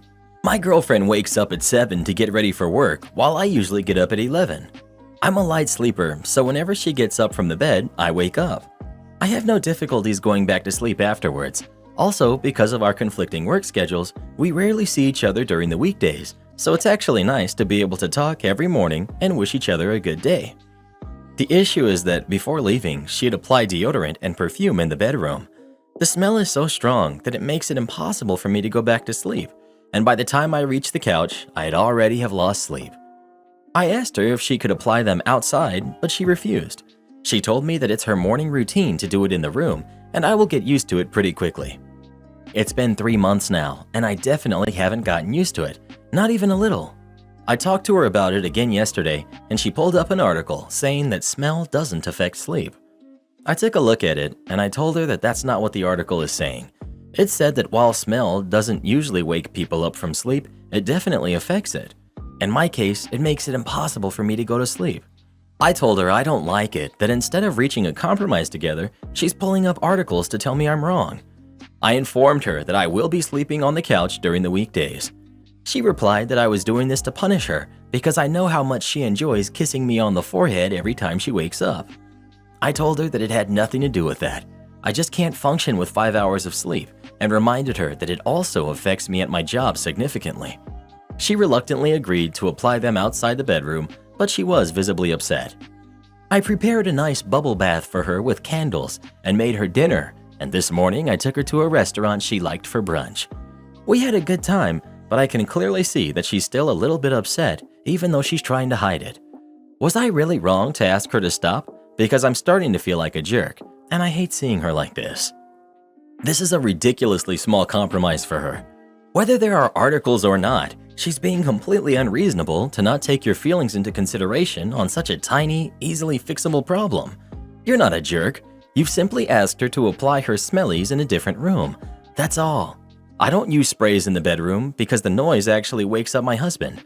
It's a slight change to a routine. Not the jerk. I agree, not the jerk. My husband and I have the exact same compromise. He gets up earlier than I do, and his cologne bothers me first thing in the morning. It's just too strong and it wakes me up. I asked him to apply his cologne in the other bathroom, not in the master bath. He did. Problem solved. Not the jerk, but your girlfriend is a massive jerk, and I'm not sure why you're doing nice things for her when she won't do the bare minimum for you. Let's look at this objectively. You told her that something she was doing was objectively and measurably causing you harm, that the strong, lingering smell of her perfume and deodorant in the bedroom early in the morning was making it difficult for you to fall back asleep. There's literally no reason for you to have made this up, and from any reasonable viewpoint, it's clearly the truth because you have nothing to gain from lying about it. And yet, she would literally rather go online and hunt down articles to invalidate what you're telling her that you are personally experiencing with hypothetical references to what normally happens in general to other people, then take a few steps into another room to solve the problem. She turned an easily solvable issue of your actual physical discomfort into an excuse to argue with you, invalidate you, gaslight you, in the most literal sense, telling you that you're not experiencing something that you obviously are, and finally just tell you that she's not interested in changing something that is hurting you, and her only defense is, well, but I need to do it this way because this is how I do it and it's my routine. And your response is to wonder if you're the jerk and then spoil her with bubble baths and special meals? I mean, you're not the jerk, but wow, you're setting yourself up to be mistreated on an ongoing basis if you keep rewarding her for blowing off your discomfort. Well, who do you think is the jerk? OP or his girlfriend? Please let us know. Hey Reddit boy, if I invalidate your feelings, will you make me a bubble bath? Am I the jerk for telling our friend only real moms got invitations to our group's yearly Mother's Day outing? Layla and I are friends with 5 other women and have been since middle school. Everyone but us has kids. We have fur babies instead. Once our group had kids, we tried to do a Mother's Day lunch with all of us. It didn't really go over that well because those without kids couldn't really participate. Like, what do I know about late night feedings and changing diapers and first steps or going through the adoption process? So people without kids were just left out, and everyone was okay with that. It's been like this for the last 11 years, and now it's turned to their kids and husbands/partners make them brunch together, serve it up, exchange gifts, stories, and spend the day together on one big family outing. Layla got her pup last year. She's 100% the dog mom. Stickers, shirts, will gift you presents from her dog, sign cards from her dog. I don't think there's anything wrong with that, and it's cute. She can go overboard, like the birthday party she threw for her pup last month and invited our group and her friends from her doggy daycare. Some of our friends left because a couple of the kids have dog allergies and she had dogs everywhere and didn't include that info.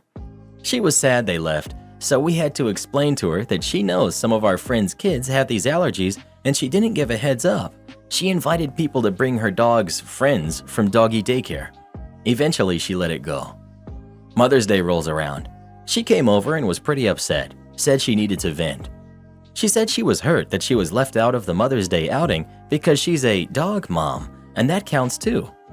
I listened to her for a bit, but when she started to actually get angry with our friends, I told her that they had a point in not inviting us.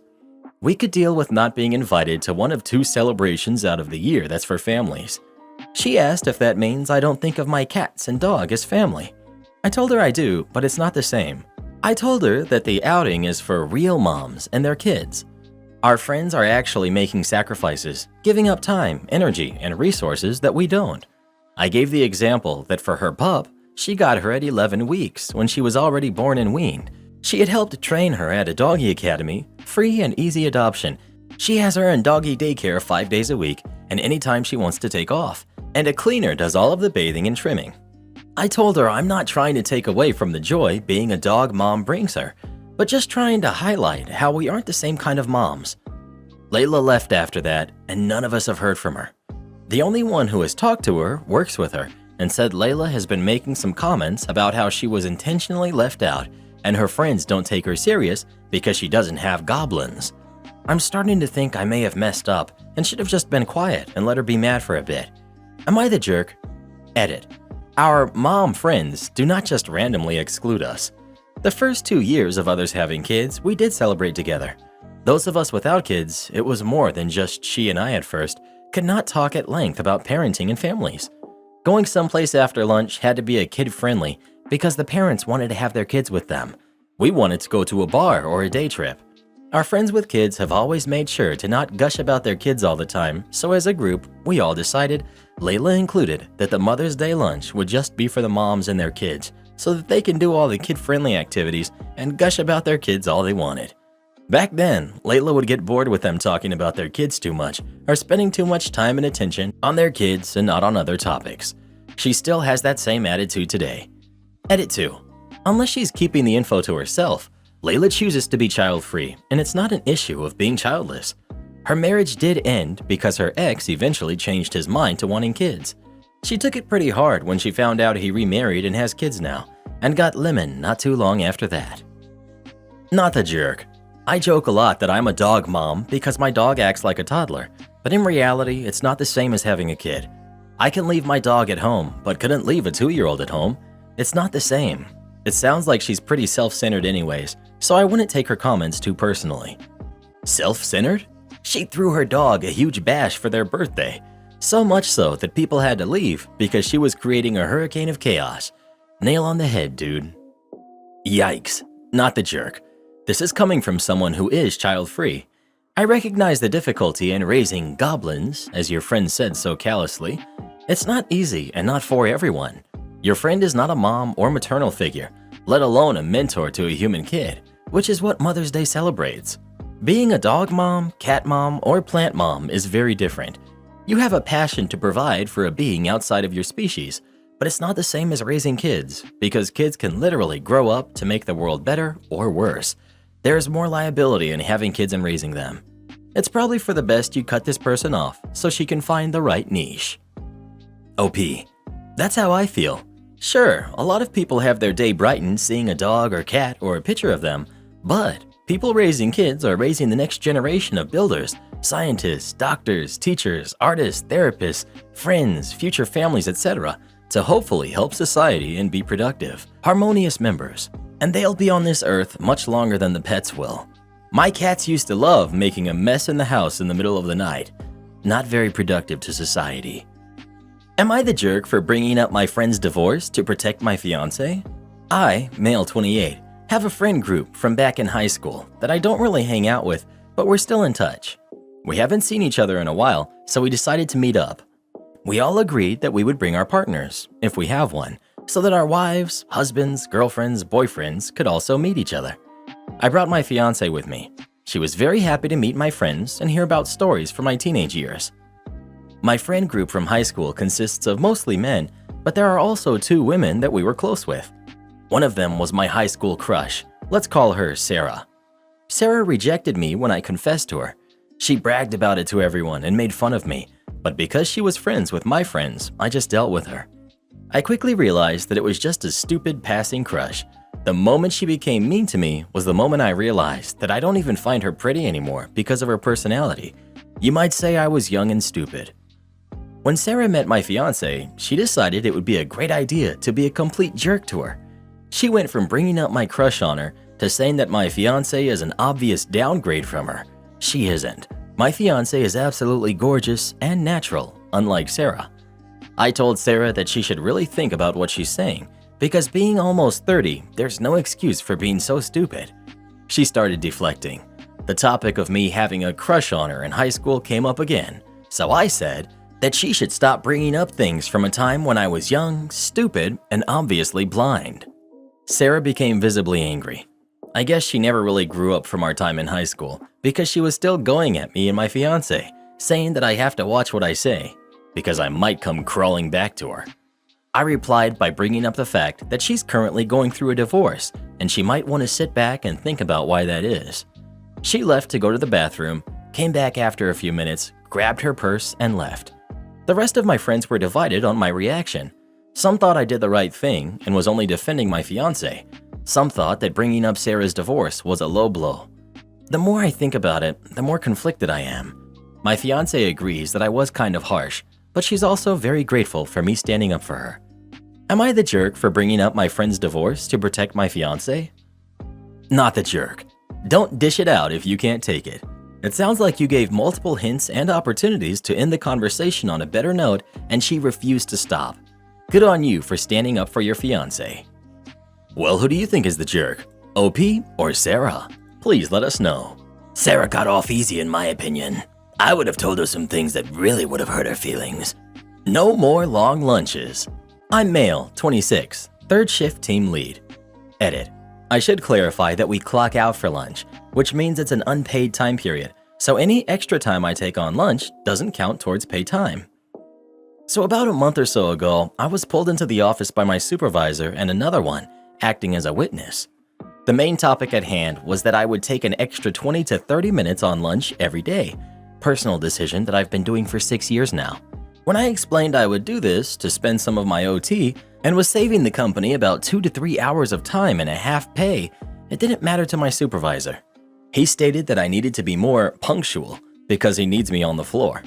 Okay, that's understandable. I followed up with, well, Does that mean since I show up on time every day, I get to go home on time every day? He didn't like that question since he just got through telling us at the beginning of the night how everything needs to be done before we leave. So he put it in the system under my work profile that we had that conversation and that he knows I can do better. Oh, I did better. Fast forward to last week. It's been almost a month of 1-hour lunches only and still staying late to finish off the work from the night. My paycheck was the biggest I've seen since I took this position a little more than a year ago. I was excited, and I knew why it was that big. Unfortunately for my supervisors, they got into some heat for how much overtime I earned over the last month.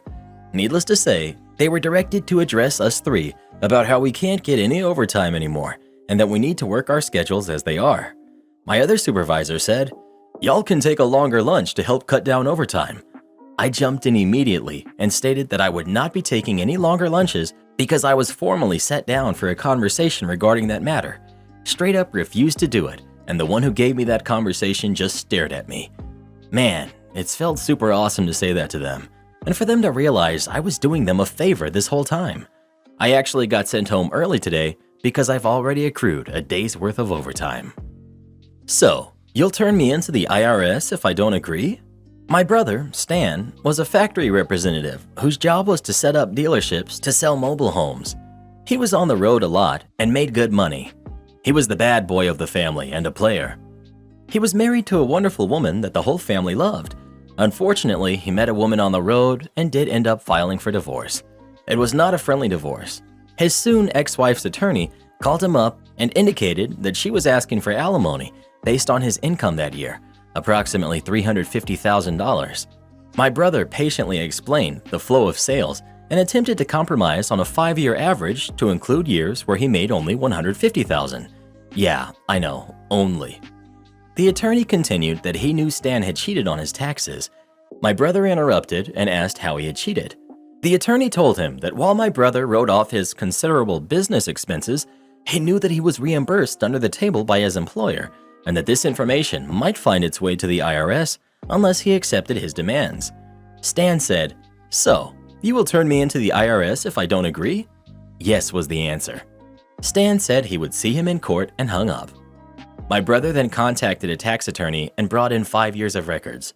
A week later, he packed up the results and found that he owed a little over $100,000. He then drove over to the local IRS office and indicated to a rather puzzled employee that he wanted to turn himself in for cheating on his taxes. After going through the tax attorney's findings, he asked what my brother wanted to do. Stan said he wanted to pay it along with any penalties due. After a while, a day or two, he was called in and told the full amount was, I don't know, something north of $100,000. "Fine," said Stan, and wrote a check for exactly half of it. Then, pointing at the 1040 form, said he'd get the other half from the person that co-signed this document. His soon-to-be ex-wife had to cash out her retirement, but the divorce proceedings went much better for my brother without the IRS leverage her attorney thought he had. I did learn early on in life not to play cards with Stan. Stan is long gone, and details I remembered from almost 20 years ago, so forgive legal or procedural errors. Follow-up to the original post. After reading all the comments up to 150, both for and against Stan, I felt a follow-up was due. After the divorce and subsequent marriages by both parties, they all got along pretty well. Their 2 kids shared time with both parents with no friction. Both kids have grown into great adults with wonderful kids of their own. When the daughter was married in a South American country, Stan was invited but was too ill to attend. As my British friends would say, Stan was a right jerk. However, he and his ex-wife pulled it together enough to not affect the kids who loved both sides in this affair. Not the owner, not an employee. So, first time making a post. To kind of give people a picture of myself at the time this happened, I worked for the state, dealing with public benefits and assistance, SNAP, Medicaid, and things like that. I'm 6 foot 2 inches tall. I used to be a powerlifter, and I weigh 340 pounds, so yeah, I'm a big guy. The dress code for the state is business casual unless you're working at the central office for a public-facing position. I worked on the phones 90% of the time. On the day in question, in 2018, I was wearing the one and only suit I own, being the size that the suit is tailored. Now this was a few years ago, so some things will be paraphrased as my memory is faulty. Few too many blows to the head in my youth. I DM for a Dungeons & Dragons game every Thursday at a friend of mine's house. I was in my late 30s, and as I was leaving work, my friend GP called me and asked if I could pick him up some new dice, as his 3 dogs decided that his dice looked like treats. So I hit a local game store on my way to his place. While I was there, I noticed a frustrated young lady trying to convey something to the owner. She was using ASL, American Sign Language, the only other language I understand besides English. I tapped her on the shoulder and signed to her to see if I could help her out. She explained that she was looking into getting into Dungeons & Dragons with some of her deaf friends from school. So I asked her some questions and found that they have never played, but due to the success of Critical Role, they want to try, and she is going to DM. I help her get everything she will need for new players, and she was just so happy that someone could help her out using American Sign Language, and that she thought it was really thoughtful of the owner to learn. I explained to her that she had been working with the owner when I got there, and that I was just an avid Dungeons & Dragons fan and DM myself, and that I was just stopping in for some dice. She looked at me confused and signed, "So you don't work here?" "Nope, just wanted to help since I know sign language." We laughed. So back to getting dice. That's when Karen striked.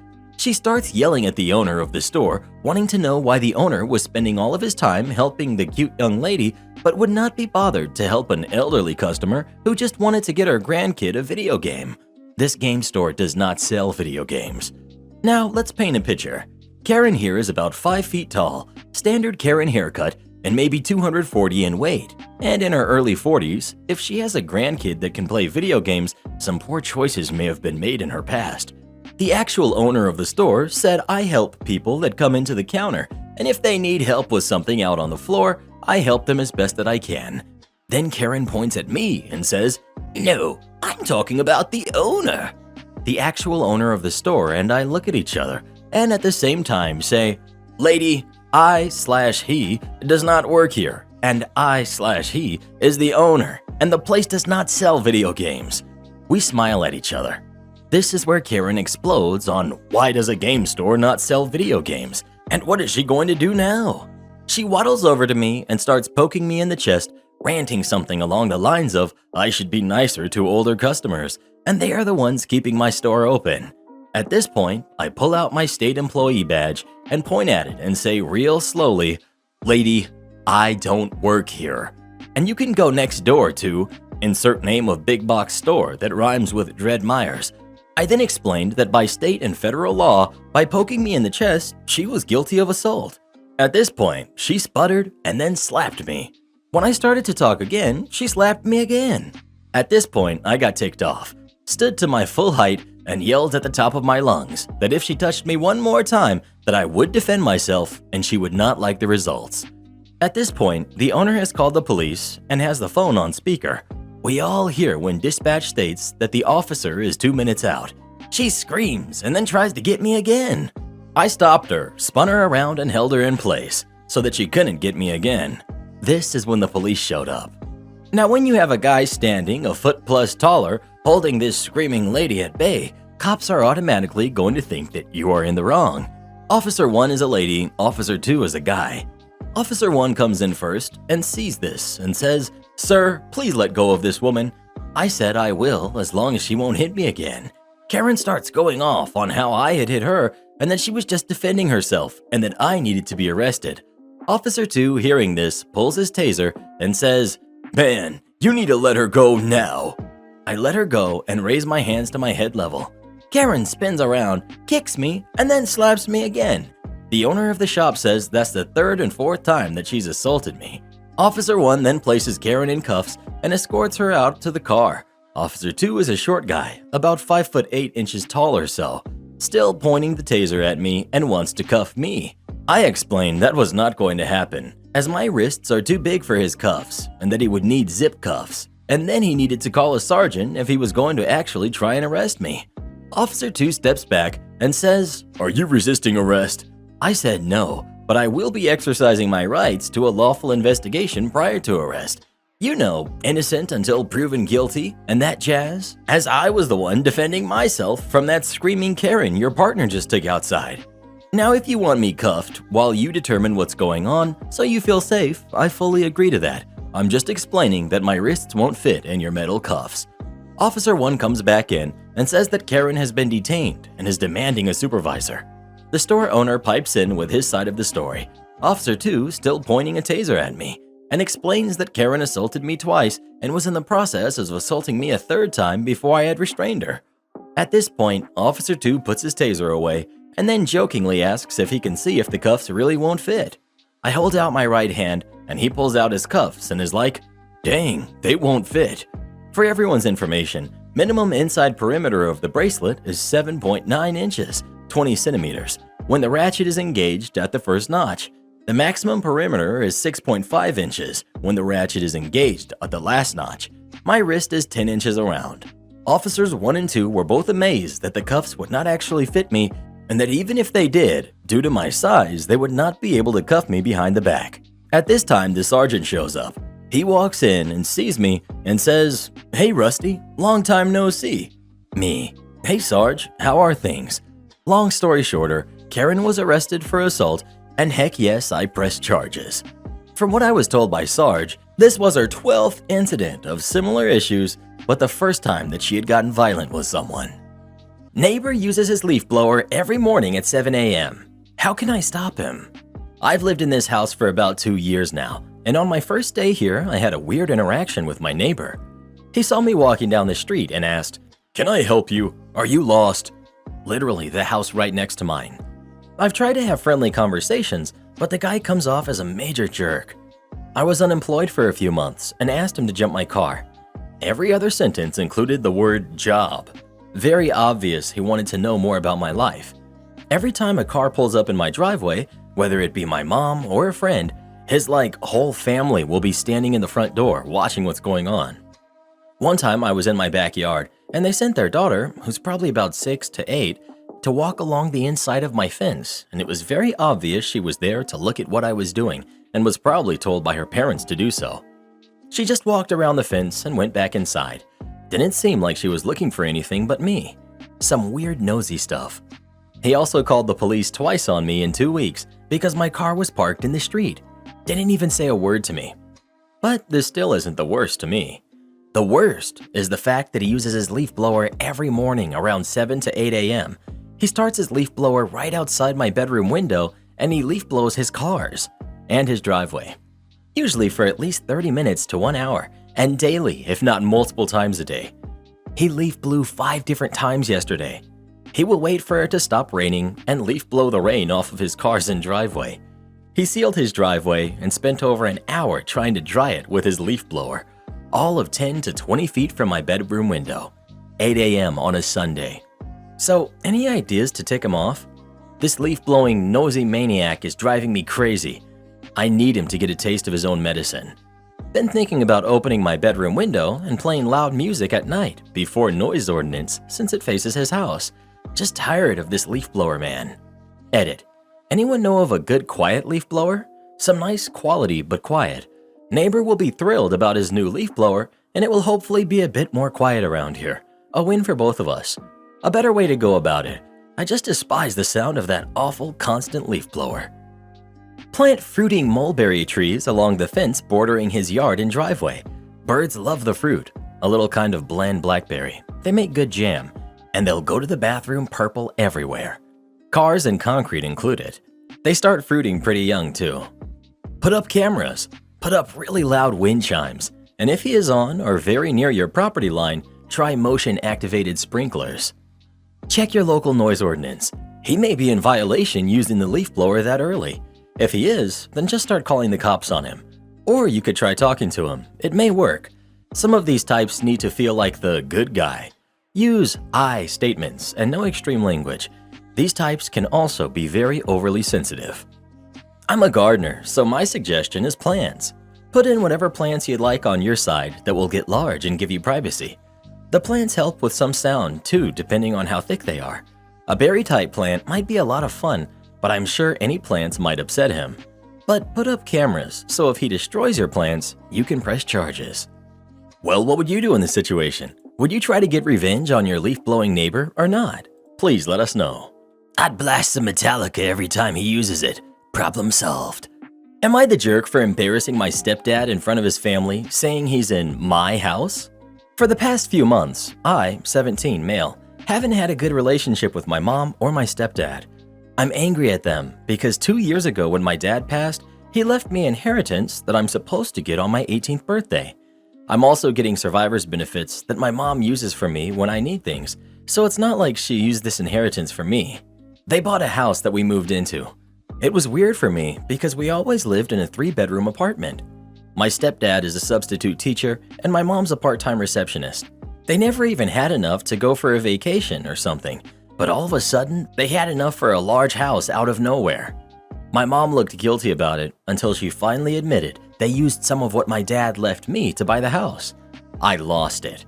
They tried to justify that it was for me too, and I asked them, does that mean they're moving out when I'm 18 and the house will be in my name? And they're like, no. That's what I thought. Supposedly the house was for me, but the max time that I would have lived there was for a few months. There's still some money left if I went to a cheap college, but still can't believe they used my money for something for themselves.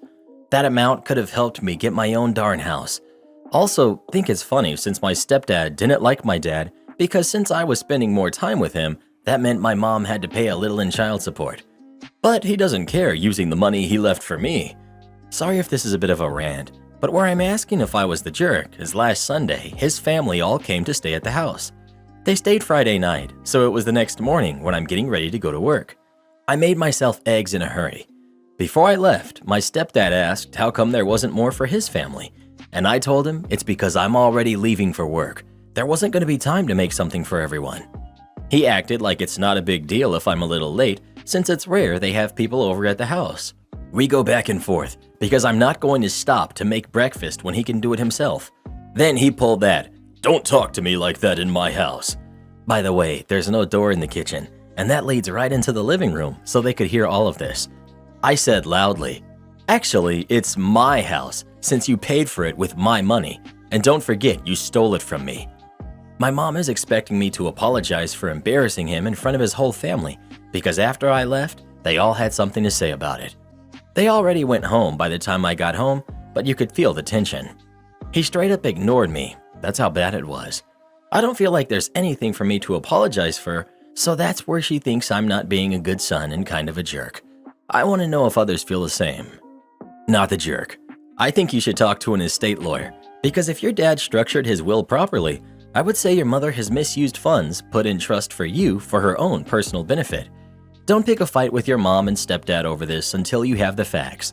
But I really do think you should have a professional review the situation and let you know what your options are. I hope OP sees this. He might be able to do something about the spent inheritance or get it back. Stealing from your kid. What jerks. Depending on how the dad set things up, this could also be criminal fraud, complete with a prison term. Don't go to an estate lawyer. Go to one who deals with breach of fiduciary responsibilities, specifically a litigator. Mom and stepdad most likely breached their duties as custodians of OP's funds. Bring the suit as soon as you turn 18, as there are time limits, statutes of limitations, involved. Not exactly my area, but I believe that in my state it is 1 year from when you turn 18. Well, who do you think is the jerk? OP or his stepdad? Please let us know. I hope OP gets what's rightfully his. They had no right to spend his money on a house for themselves.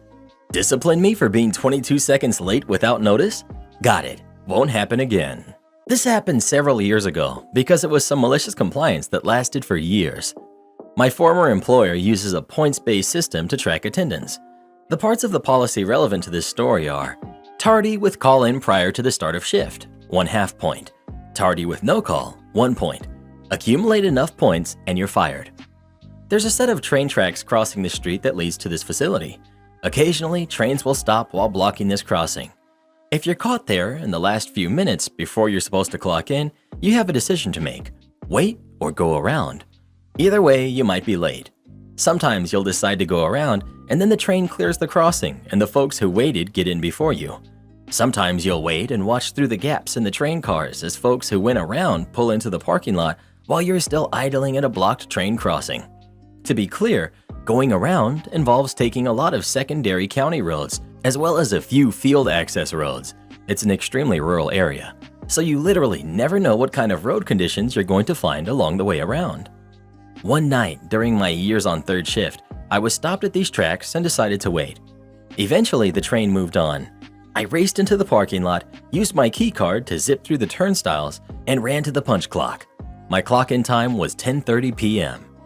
They have these biometric punch clocks that read your fingerprint to clock employees in and out. Sometimes these clocks just will not read your fingerprint. I got to the punch clock and it said 10:30. I'm golden. It doesn't track seconds. I entered my employee ID number and placed my finger on the sensor. 3 beeps. Failed read. Try again. 3 beeps. Tried once more. 3 beeps. Nope, not trying again because by this time the clock was likely to tick over to 10:31 in the middle of reading my finger. When I got to my assigned work area, I told my team manager what happened. He said don't worry about it, he'd manually punch me in. I should have listened, but I'm a warrior. In the morning, when the front office people started showing back up, I went to the attendance office to confirm that my situation was all good. The office administrator decided to check my gate time and use that as the determining factor. I scanned my key card at 10:30 and 22 seconds p.m. That's a tardy no call, 1 full attendance point to be issued. I reiterated that it was a train stopped on the tracks, completely beyond my control. She advised me to either leave earlier and just wait an extra half an hour for my shift to start on the majority of days, or else get a cell phone. I didn't have one at all back then, to call in with from the road next time.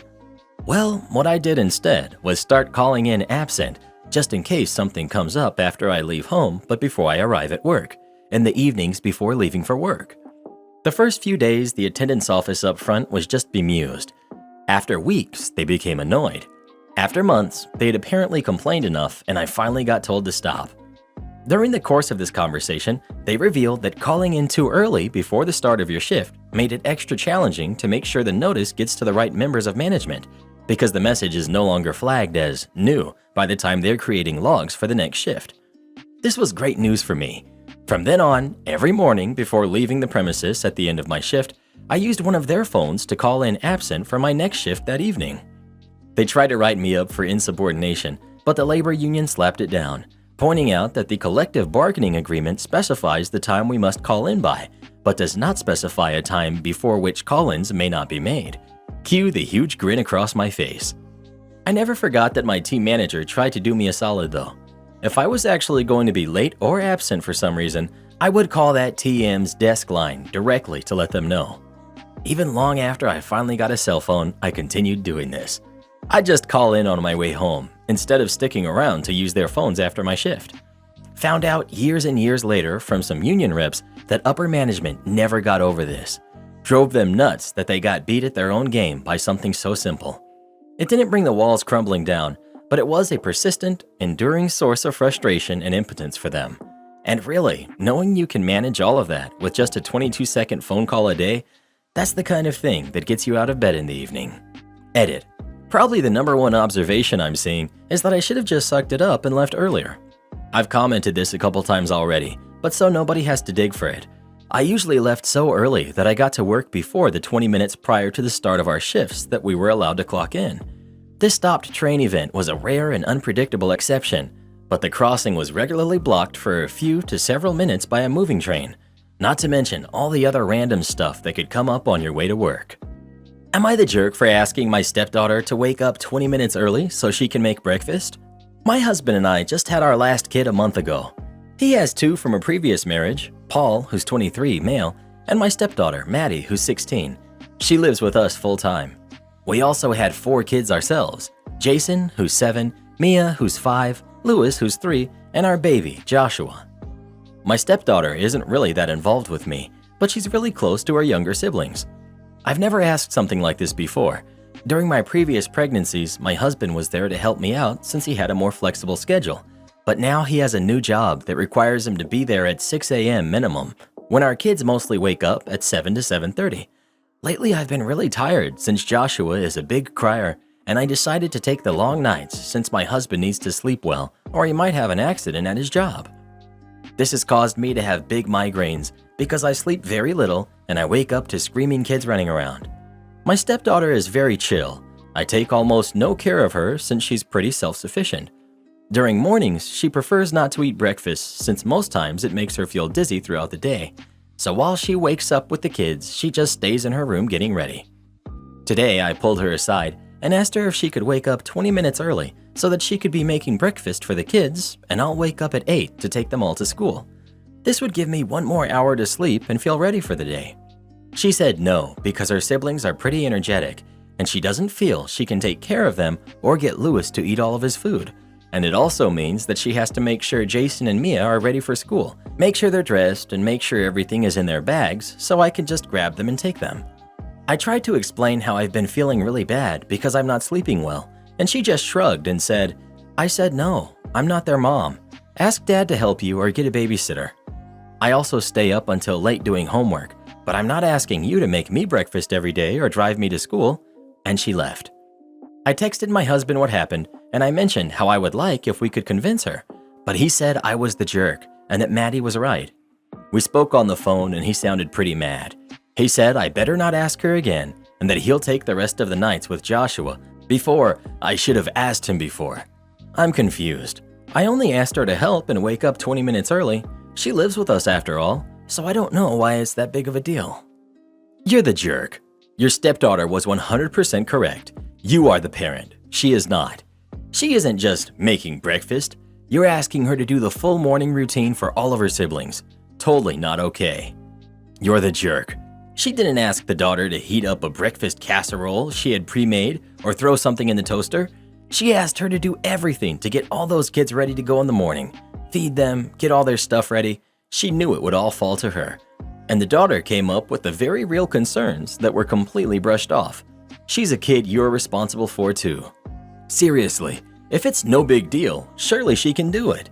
It's understandable that handling a bunch of goblins is exhausting, but gaslighting it as a no big deal, while she herself finds it such a big deal she can't do it anymore? Major jerk. Get up and get your kids ready in the morning and drop them off at school.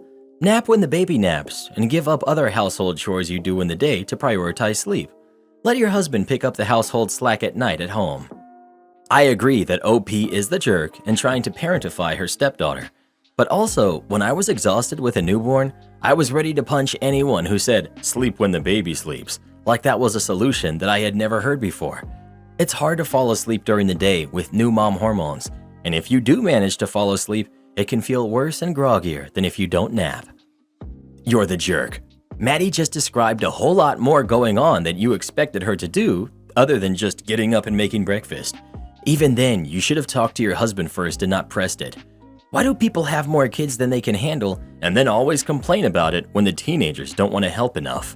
Well, who do you think is the jerk? OP or her stepdaughter? Please let us know. I'm so glad we don't have a bunch of goblins running around here, Reddit boy.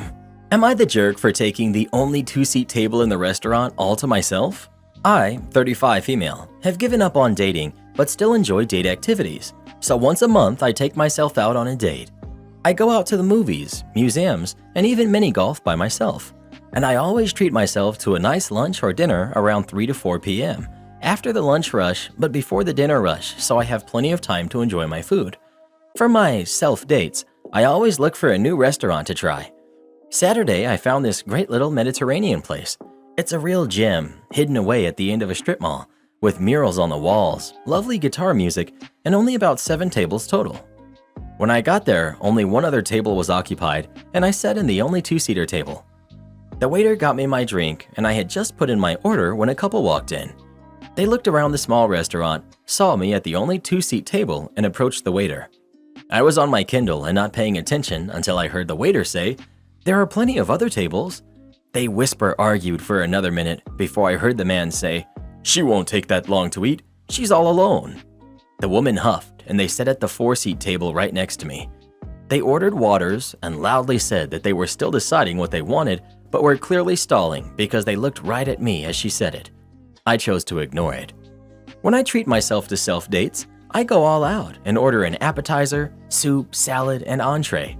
My appetizer came out, and I clearly heard the man say, "See, it's just a small meal. She'll be gone soon." I didn't think anything and just enjoyed my food. When I finished, the woman grabbed her purse like she was about to dash to my table before someone else came in, only for the waiter to bring out my soup. I took my time eating the soup as the waiter again asked the couple if they're ready to order. The woman said they're still deciding and needed water refills. Then my entree came out. As soon as they saw it, the woman said, "Are you kidding me?" The food was amazing, and even though I knew they were waiting for my table, I took my time appreciating my meal. Halfway through, the waiter again asked them if they were ready. The man said he was starving and ordered. The woman was clearly not happy, but also ordered. I was tempted to order dessert too, but I was stuffed.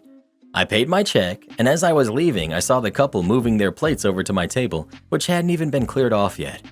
At the time, I thought it was hilarious, but when I told my friends about it, they said I had been the jerk. They said restaurants like that were for couples on dates, not single people, and that it wouldn't have been a big deal for me to move or gotten takeout and eaten at home. I said it was 4 p.m., not prime date time, and that there were 5 other tables to pick from, but they said I'd taken the most romantic table and ruined their date for my own enjoyment. Now I'm not sure, and I'm asking the internet for an impartial judgment. Not the jerk. You took the smallest table available, which happened to be a 2-seat table. What would anyone expect you to do except exactly that? It's complete nonsense. So single people can't enjoy a nice meal now? They have to get takeout and hide in their homes to make space for those on dates? Also, even if you went at peak hours, it still wouldn't matter. OP is a paying customer, has just as much right to be there as anyone else. Not the jerk. I've been that single person dining at peak times. When your work finishes at 7 p.m., you can't really avoid it. You don't have to get nasty looks from groups because you're seated quicker, because a 2-seat opened up before a larger table did. I can't speak for everyone in the industry, but I'm a busser and I love single-person tables. They're always so easy to clean and typically are super polite too. That's funny to hear, because when I eat somewhere alone, I always feel like I get really good service. Fast refills before I even realize I need them, extra friendly, maybe extra bread and butter, etc. And it's certainly not because anyone is flirting or anything like that. Maybe they feel sorry for me. Not the jerk, your friends are wrong. Restaurants are for people to order food and eat food, not just for people going on dates. The way the lady acted was ridiculous. Not the jerk. Most places don't even have one-person tables. It's more of a jerk move to occupy a 4-seater as a singleton unless there are no other options than a 2-seater. It's not your fault that they wanted your table and didn't even have the courtesy to ask you directly if you wouldn't mind moving. Am I the jerk for not dressing up for my sister's Harry Potter wedding? Things between my sister, who's 25, and I, 27 female, have always been just a little bit strained. We've just been very different people at pretty much every point in our lives, and we've never been super close, which is fine. Things are pretty cordial most of the time, except for a few times we really struggle to see eye to eye. This is one of them. Anyway, my sister got engaged a few months ago. It was good news. I like her fiancé, and I was very happy for her. She asked me to be one of her bridesmaids, and I accepted, and have since been talking with her and the other bridesmaids making preparations. She's a big Harry Potter fan and wanted to make the wedding Harry Potter themed. Not my thing, but I didn't think she would go crazy with it. All had been going well for a while. Ending that vibe, my sister recently told us that the bridesmaids would have to dress up like certain Harry Potter characters. We'd still be wearing dresses, but they'd be styled after the Harry Potter characters, and we'd have to do our makeup to resemble the characters as well, or something like that. And I really did not like that idea. Everyone else didn't really seem to respond to it, so I myself said that I didn't want to do that. It turned into a huge spat with my sister, and when I mentioned that I didn't want to be a bridesmaid if it meant buying a dress I didn't want and not getting to even look like myself, she dropped another bombshell on me. She wanted all of the guests to wear one of a few different dresses or suits, in red, green, blue, or yellow, of course, in order to make the wedding feel truly, completely magical. I found this completely ridiculous and told her as such.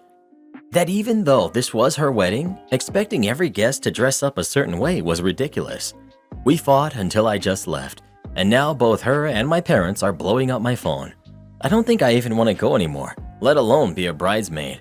I find this ridiculous.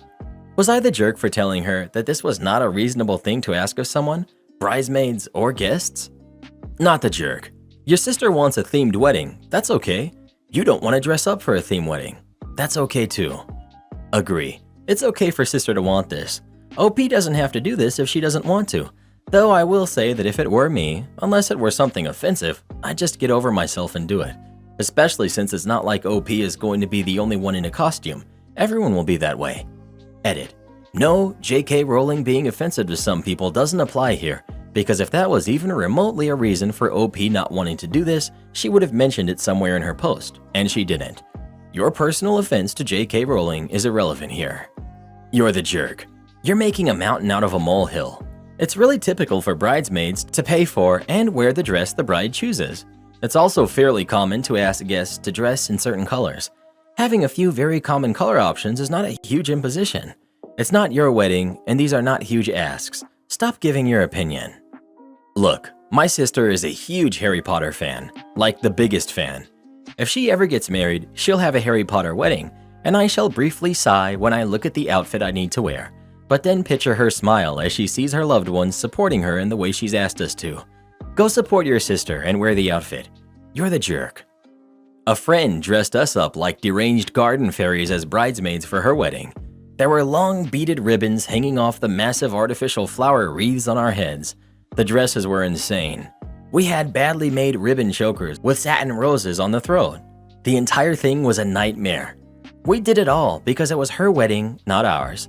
You rarely get to choose the dress when in a wedding party. I've had brides dictate nail polish color and cry because a pair of shoes weren't shiny enough. And you roll with it because it's not your wedding. You're the jerk. Not the jerk. Listen, I was thinking you were the jerk about this until you mentioned that you'll have to dress up like a Harry Potter character, and not just be yourself, but dressed in wizard clothes. Your sister doesn't just want a Harry Potter themed wedding, she wants a wedding with the Harry Potter characters as attendants, and not you and the other bridesmaids and groomsmen. She wants this fantasy world where those characters are celebrating her wedding, but not her actual family and friends, and I think that's insulting. If she toned things down a bit and said, okay, just pick a Hogwarts house and you'll wear a robe and suit or dress in their colors, I wouldn't have a big problem with that. But she wants you to be Luna Lovegood or Cho Chang or Professor McGonagall attending her wedding and not you, her sister. And that's where I changed my vote. Well, who do you think is the jerk? OP or her sister who's getting married? Please let us know. Why would anybody want to have a Harry Potter themed wedding when you could have a Star Wars themed wedding instead? Would I be the jerk if I stopped spending time at my in-laws' house because I can't stand being around my brother-in-law's wife? We've got my sister-in-law, who's 29, my brother-in-law, who's 29, my younger sister-in-law, we've got me, 34 female, and my husband, 33 male. My sister-in-law, brother-in-law's wife, can be a bit rough to be around. My relationship with her has been very up and down. She's been with my brother-in-law for over 10 years, married for one, and they live at my in-laws' house. She has a habit of competing with all of my husband's ex-girlfriends, and now for me for some strange reason. My husband and I have been together 5 years, married for 2, and have our own house. Our issues go back to when my husband proposed to me. I found out she insisted he didn't propose until after her wedding, which was going to be an over-the-top, fancy, expensive wedding in 2020. Luckily, he didn't listen and proposed in December of 2018. When we announced our engagement that Christmas Eve, she stormed off, slammed her door, and proceeded to make sure it was known she was angry. My husband and I decided to have a smaller wedding, and we chose to not have our fall wedding that we wanted, so she wouldn't flip out again about anniversary dates being close together. When we announced our wedding date, August 2019, she flipped out again and would make sure we couldn't plan our wedding around her because now we are robbing her of being the first one married into the family. She calmed down after our wedding and we started mending our relationship, but she still would attempt to one-up me on everything, including the crappy things that have happened in our lives. Well, my husband and I just found out that we're pregnant and we were so excited to tell our family early to make sure if something does go wrong in the early stages, we have our support system as we're very close to his family. We chose to tell his parents in private and wanted to tell the siblings, including the sister-in-law, at the same time. When we did, she stormed off and my brother-in-law and younger sister-in-law barely said a word because they were scared of offending her. In my mind, my sister-in-law has now robbed the joy of all of our big moments due to her feeling entitled to be first. And I really don't want the added stress of trying not to speak of our bun in the oven around her on top of going through my first pregnancy. She said in front of my husband how she has now been robbed of everything in her life. I've tried so hard with her and have spoken to her many times about how it's not a competition and I just want us to be a family and go through life together, and she agreed. Would I be the jerk if I just removed myself from her presence for at least the duration of my pregnancy? My husband and brother-in-law are very close. Update. My husband spoke to my father-in-law and let him know what's going on, and that he will be speaking to my brother-in-law before the weekend to let him know that his wife is no longer welcome in our home, and why, and that I can no longer be in her presence for my own well-being and our bun's well-being. Not the jerk. Hopefully she will be able to claim the first divorce. I think she's in love with your husband for causing trouble for all of his exes and now you, and all joyous moments with your husband. Keep your distance from her. Also, ask your husband if he ever at some point did have a thing with her. OP. He definitely didn't. She was dating their cousin and left their cousin to be with my brother-in-law. Well, who do you think is the jerk? OP or her sister-in-law? Please let us know. Nothing worse than having a Karen in your family that you just can't get away from. Isn't that right, Reddit boy? Karen tries to make me do yoga. Our family has Pancake Sundays, which is where our house gets together for a sit-down family breakfast with my mom's infamous pancakes. As you would expect, I'm always down for it. Love family time, love pancakes. My family is also very active and athletic, and usually does a workout or yoga in the mornings. However, I'm not a very athletic or active person, and because I hate being compared to the rest of my family, I hate feeling weak while they exercise. I usually don't work out with them. Last week I did do yoga though, because my mom asked and it was Mother's Day. This week, my mom said I wasn't allowed pancakes unless I did yoga with them again. I said that was fine. I still wasn't going to do the yoga, but was a bit upset that she was trying to force me to do something I didn't want to do. In the morning, my sisters kept texting me for me to come to breakfast, but I didn't really want to because watching everyone else enjoy pancakes while I didn't wasn't super appealing to me. Finally, I went up because I didn't really want to miss family breakfast, only to see that my mom made my favorite crepe pancakes that she only makes for birthdays, along with fruit and whipped cream. Take note that I had told Mom that I missed her crepes a few times, but she waited until I couldn't eat them to make them. I really didn't want to watch everyone else enjoy the food while I couldn't, and was getting upset that she tried to go out of her way to punish me for not working out with her, and I didn't want to be around my family when I was getting upset like that, so I went to go downstairs. My stepdad stopped me and in front of the whole family told me off for not wanting to spend time with my family, for not contributing to the family, for my mom always having to push me to do anything. I didn't really say anything. I've been taught not to talk back to my parents, but I can't help but feel upset. I take walks with my mom and sister whenever she asks. It's only been a couple of times in the past year of lockdown that I said I didn't want to go. Whenever the lawn needs to be mowed or they need help, I'm always the one they ask. My other siblings comparatively don't help out as much, and yet I'm always the one who gets criticized. I feel ridiculous for getting so upset over something so stupid, and I don't want to face them right now because I honestly can't tell if I'm in the right or not. Also, to be clear, it's not a weight thing. I'm not overweight or super unhealthy. I just don't like working out in the mornings. Neighbors demand I move my plane. I live in a cottage that I inherited after my grandfather passed 3 years ago. The cottage is one of the oldest homes in the area, and unlike my neighbors, I'm not a member of the HOA.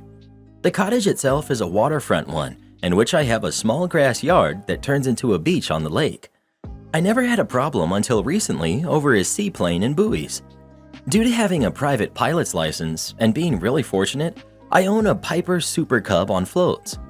When I'm not flying the plane, it's either docked to my dock or is pulled up onto the beach and strapped down when the weather is bad. A month ago, I decided to make some new additions to my property. These additions were 2 lines of buoys at the edge of my property with signs on each. The buoys extend 15 feet past my dock and are still technically on my property. The signs themselves are ones that I got custom made warning about prop wash. I decided to add the buoys and signs because whenever I take my seaplane out, there are sometimes boaters and kayakers who will stop to watch me leave. Normally, this is not an issue if they keep their distance. However, recently, they've been getting too close for comfort.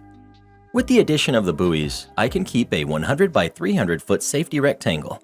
This makes it so that at the bare minimum, I will always have around 100 feet off of each wing of safe space.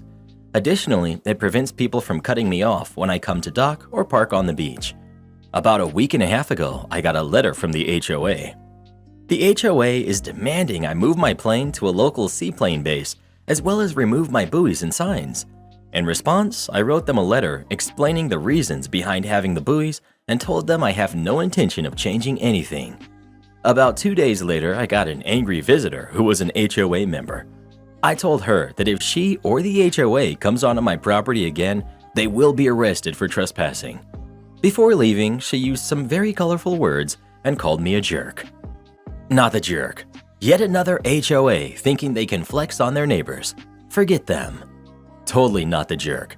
But get cameras and a lawyer on retainer. You're likely in for an annoying ride with the HOA, even though you're within your rights. Not the jerk. You mention in other comments that you have documentation on your ownership that proves the legality of your actions. I would hire an attorney and stop replying to them yourself. Have the attorney send a letter to the HOA to kindly stop harassing you when you are not part of their HOA, and that any harassment will be reported to the authorities. If you can afford it, set up cameras and let them know any trespasser will be recorded. Info: are you 100% sure that what you are doing is legal according to the property laws of your county, state, or country? Where I am, private property does not extend out onto the water like that. If you are in violation of any ordinances, laws, codes, etc., you would be the jerk. If not, then not. But this is a more nuanced question than just whether you are subject to the HOA or not. OP: yes, I know for 100% sure, as I have all the paperwork, including the documents that show which portions of the lake I own.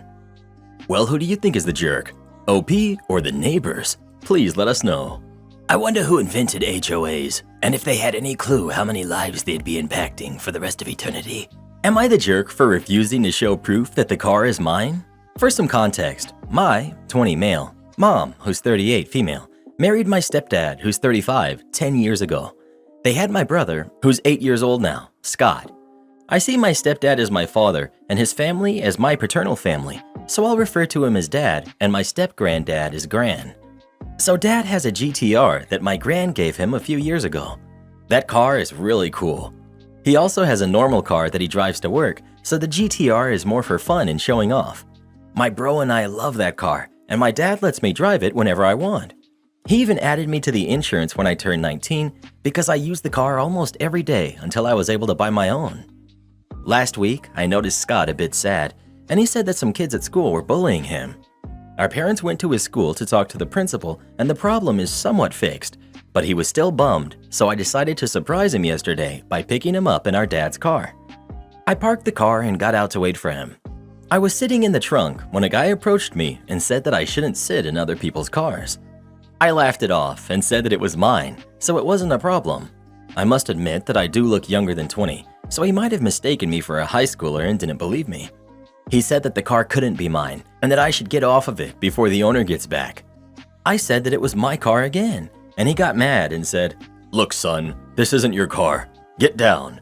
I'll even take a picture or two of you with it." I was getting nervous, and when I get nervous, I tend to laugh, so he thought I was mocking him and yelled at me to get down, that if the car belonged to me, to show him the proof. Then he yelled that I was trying to steal the car. I asked him to leave me alone because I was waiting for my brother, and he did move a few meters, but then I noticed that he was making a call, and it turned out that he called the police on me. My brother was getting out at the same time. He was really happy to see me there in our dad's car and ran to give me a hug. I tried to pick him up to put him in the car, but the guy stopped me.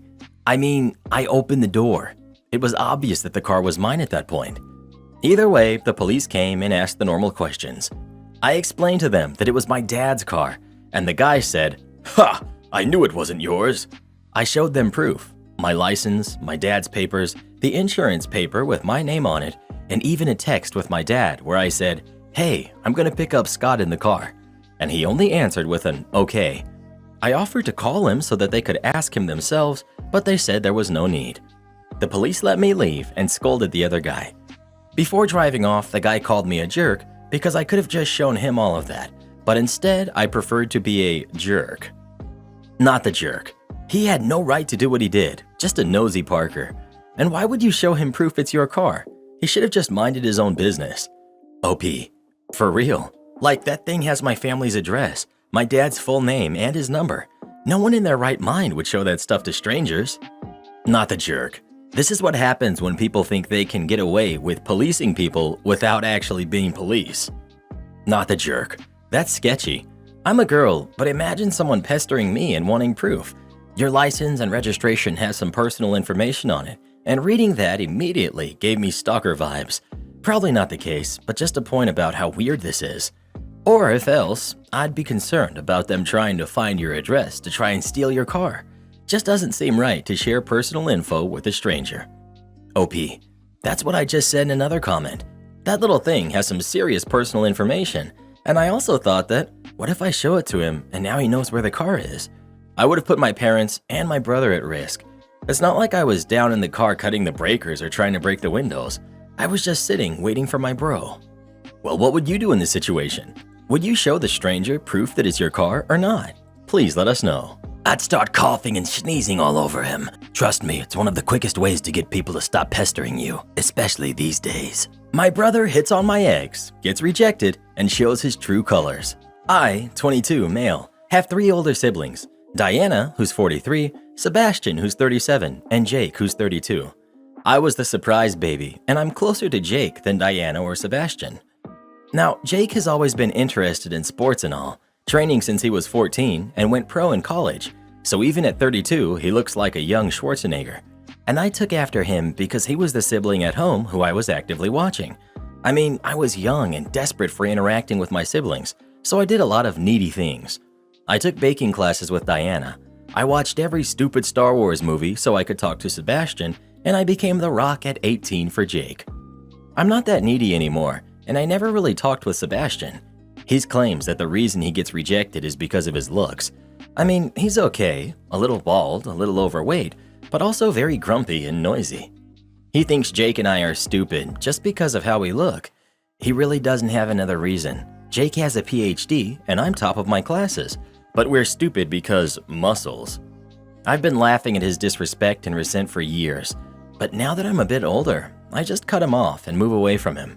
It's sad because he's my brother and I want a relationship, but nah.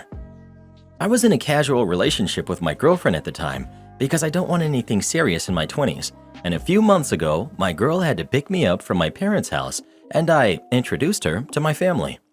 Next day, she said that Sebastian sent her the most disgusting messages on Facebook that she had ever received in her life. I read it and it was something. He called her beautiful. He said he knew we weren't serious or official and asked her out on a date. 20 minutes later, he asked if she was there. 10 minutes later, he asked her not to show me the text, and 10 minutes later, he spent the next 20 minutes insulting her until she blocked him.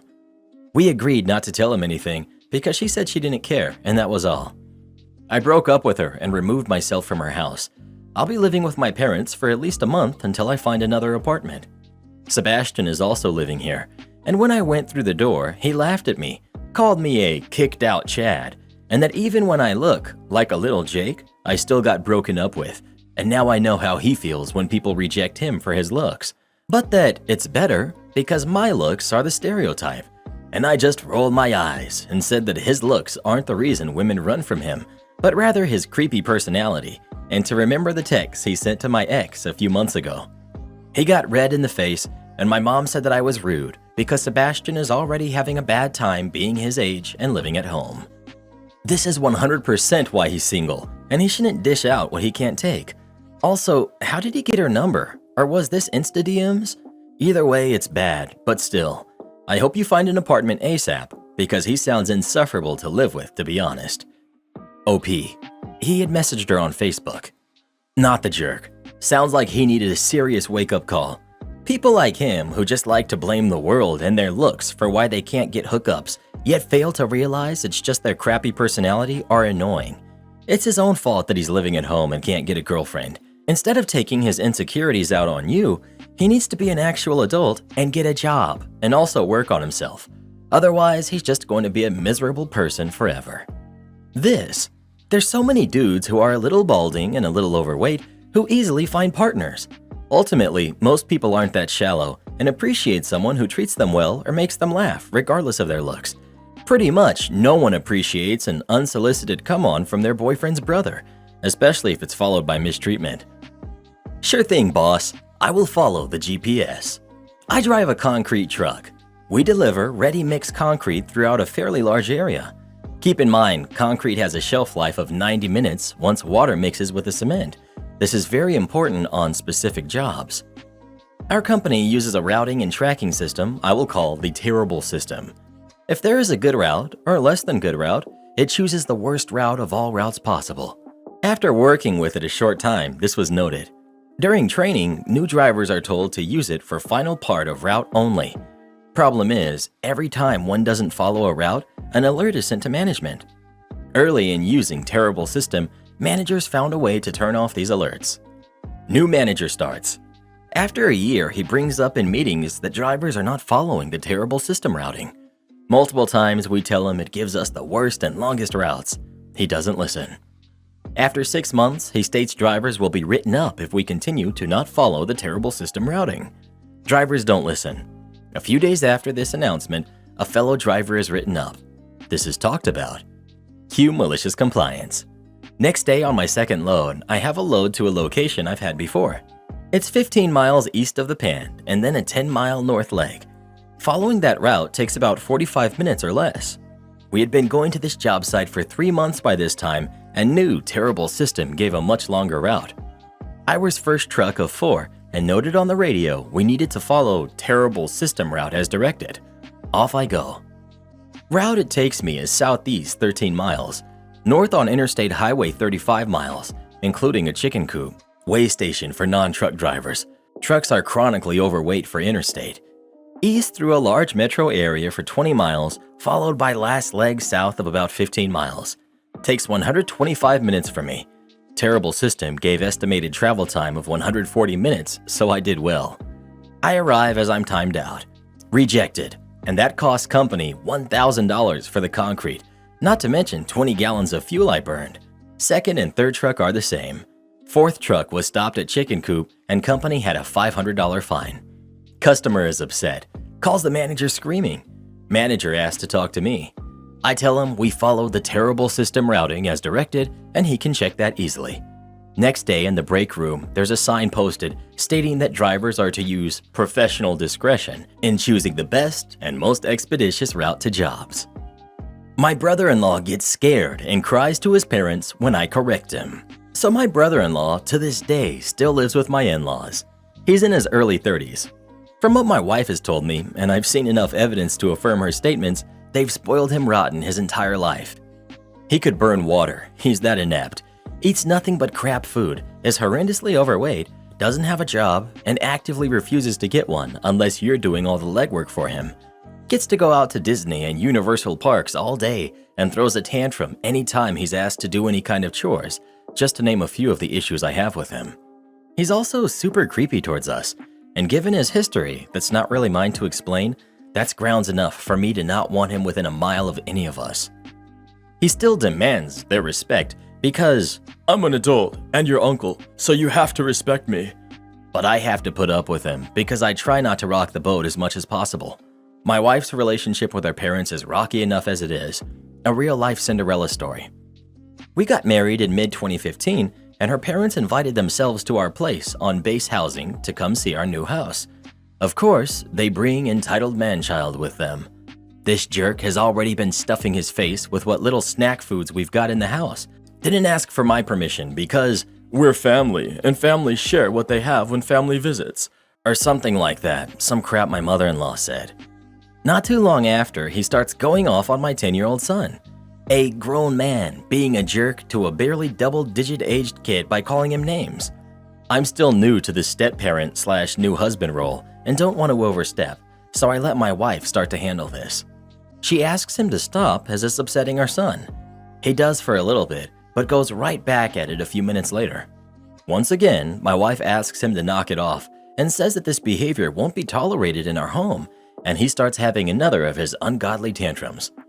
As soon as, "Well, Mom says," comes out of his mouth, I put my foot down, both literally and figuratively. I do not tolerate any disrespect towards my wife. Strangers, kids, or family be darned.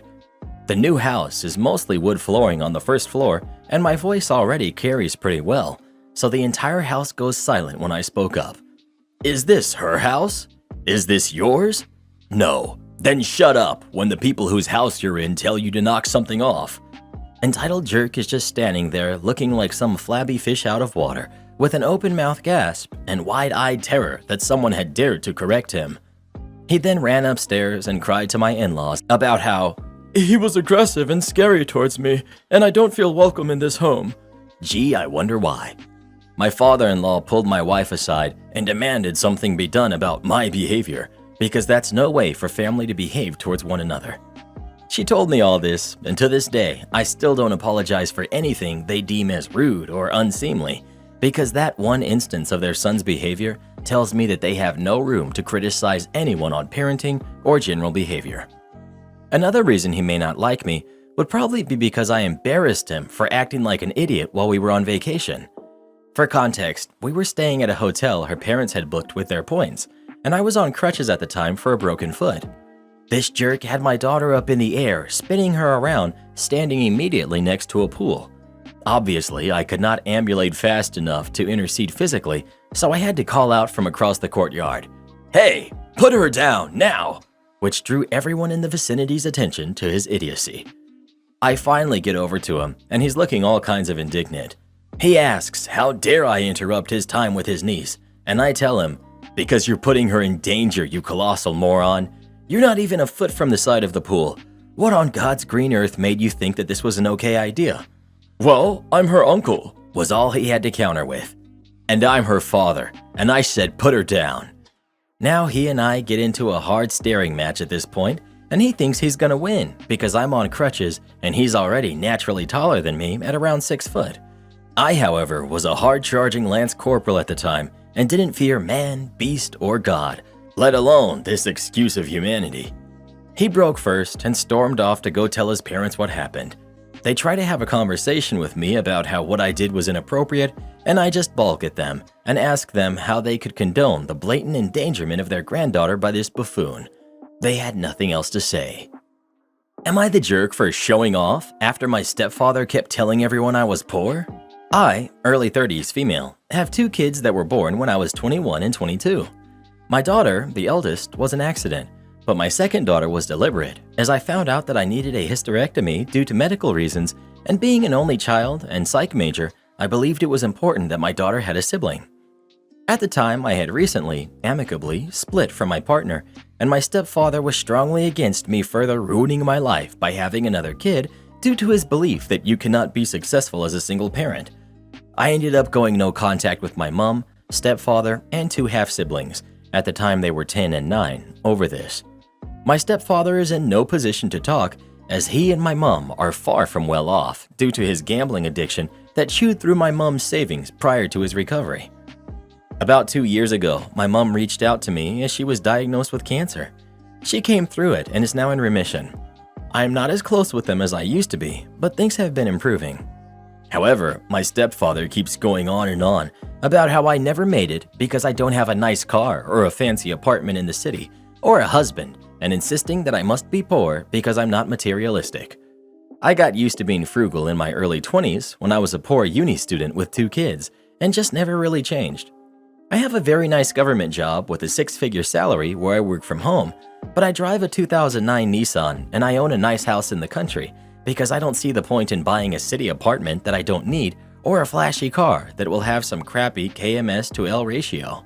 Things came to a head at a recent family dinner when I told my mom about a budget place to get tires from.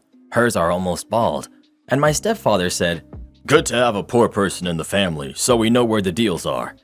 I got upset and told him to stop assuming things about me and walked out with my kids. Yesterday, I notified them of the $60,000 trust I have set up for my half-siblings' uni trust fund and took them to buy a vehicle each so that they can get to uni. Both are starting this year. I deliberately left the windscreen price stickers on so my stepfather would see how much I spent. Today, my stepfather called me ranting about how I was showing off and how I should keep my mouth shut and respect my elders.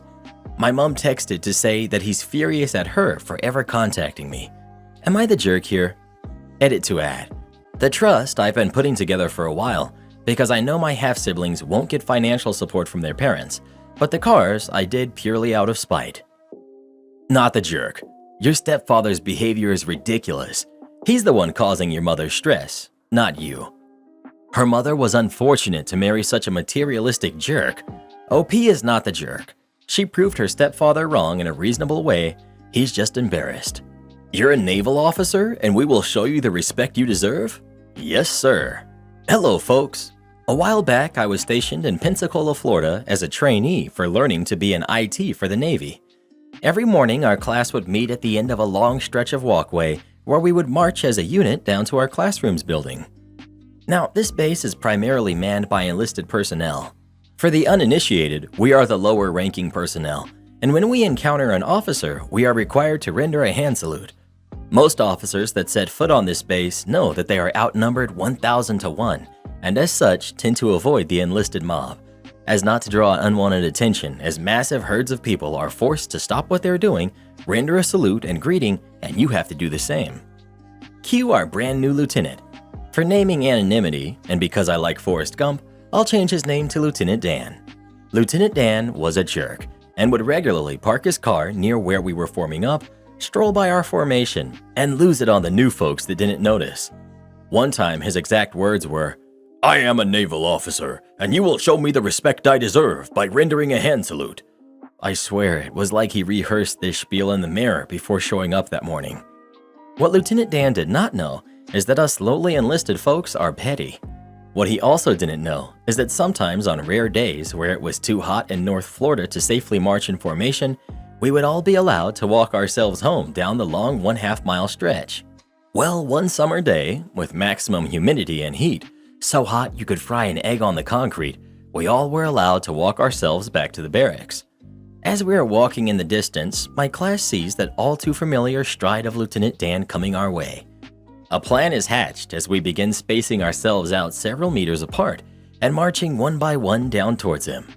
I was one of the middle of the pack folks, and as I got to see the look on his face as the first salute and polite good afternoon was rendered, followed by another one soon after his arm went down, then another. By the time he got to me, he was sweating. He even shouted at us, "You don't need to salute." Try as he might though, our class decided that day that all 20 plus students in my class and a few others nearby would render him his proper salute during the sweltering half-mile walk down the path. I can't confirm this or not, but apparently he was pretty upset at the end, losing it pretty loudly. His uniform was all stained from sweat. All I know is from that moment on, when we saw him park his car, he would get out, look at our class, and walk well around our class out of hand salute range. Gotta love the military. Am I the jerk for telling my half-siblings my grandparents owe them nothing? I, 17 female, live with my mom, stepdad, and 3 younger half-siblings who are 10, 8, and 7. My stepdad also has 2 sons who are in their 20s. My dad passed when I was a toddler, and his family have been a huge part of my life and have kept his memory alive for me in a way my mom was no longer comfortable doing after she remarried. My paternal family also spoils me a little. My grandparents have a savings account for me that my dad started. They've bought me stuff when my mom and stepdad were struggling, and the whole extended family have told me I always have a place with them if I ever need it.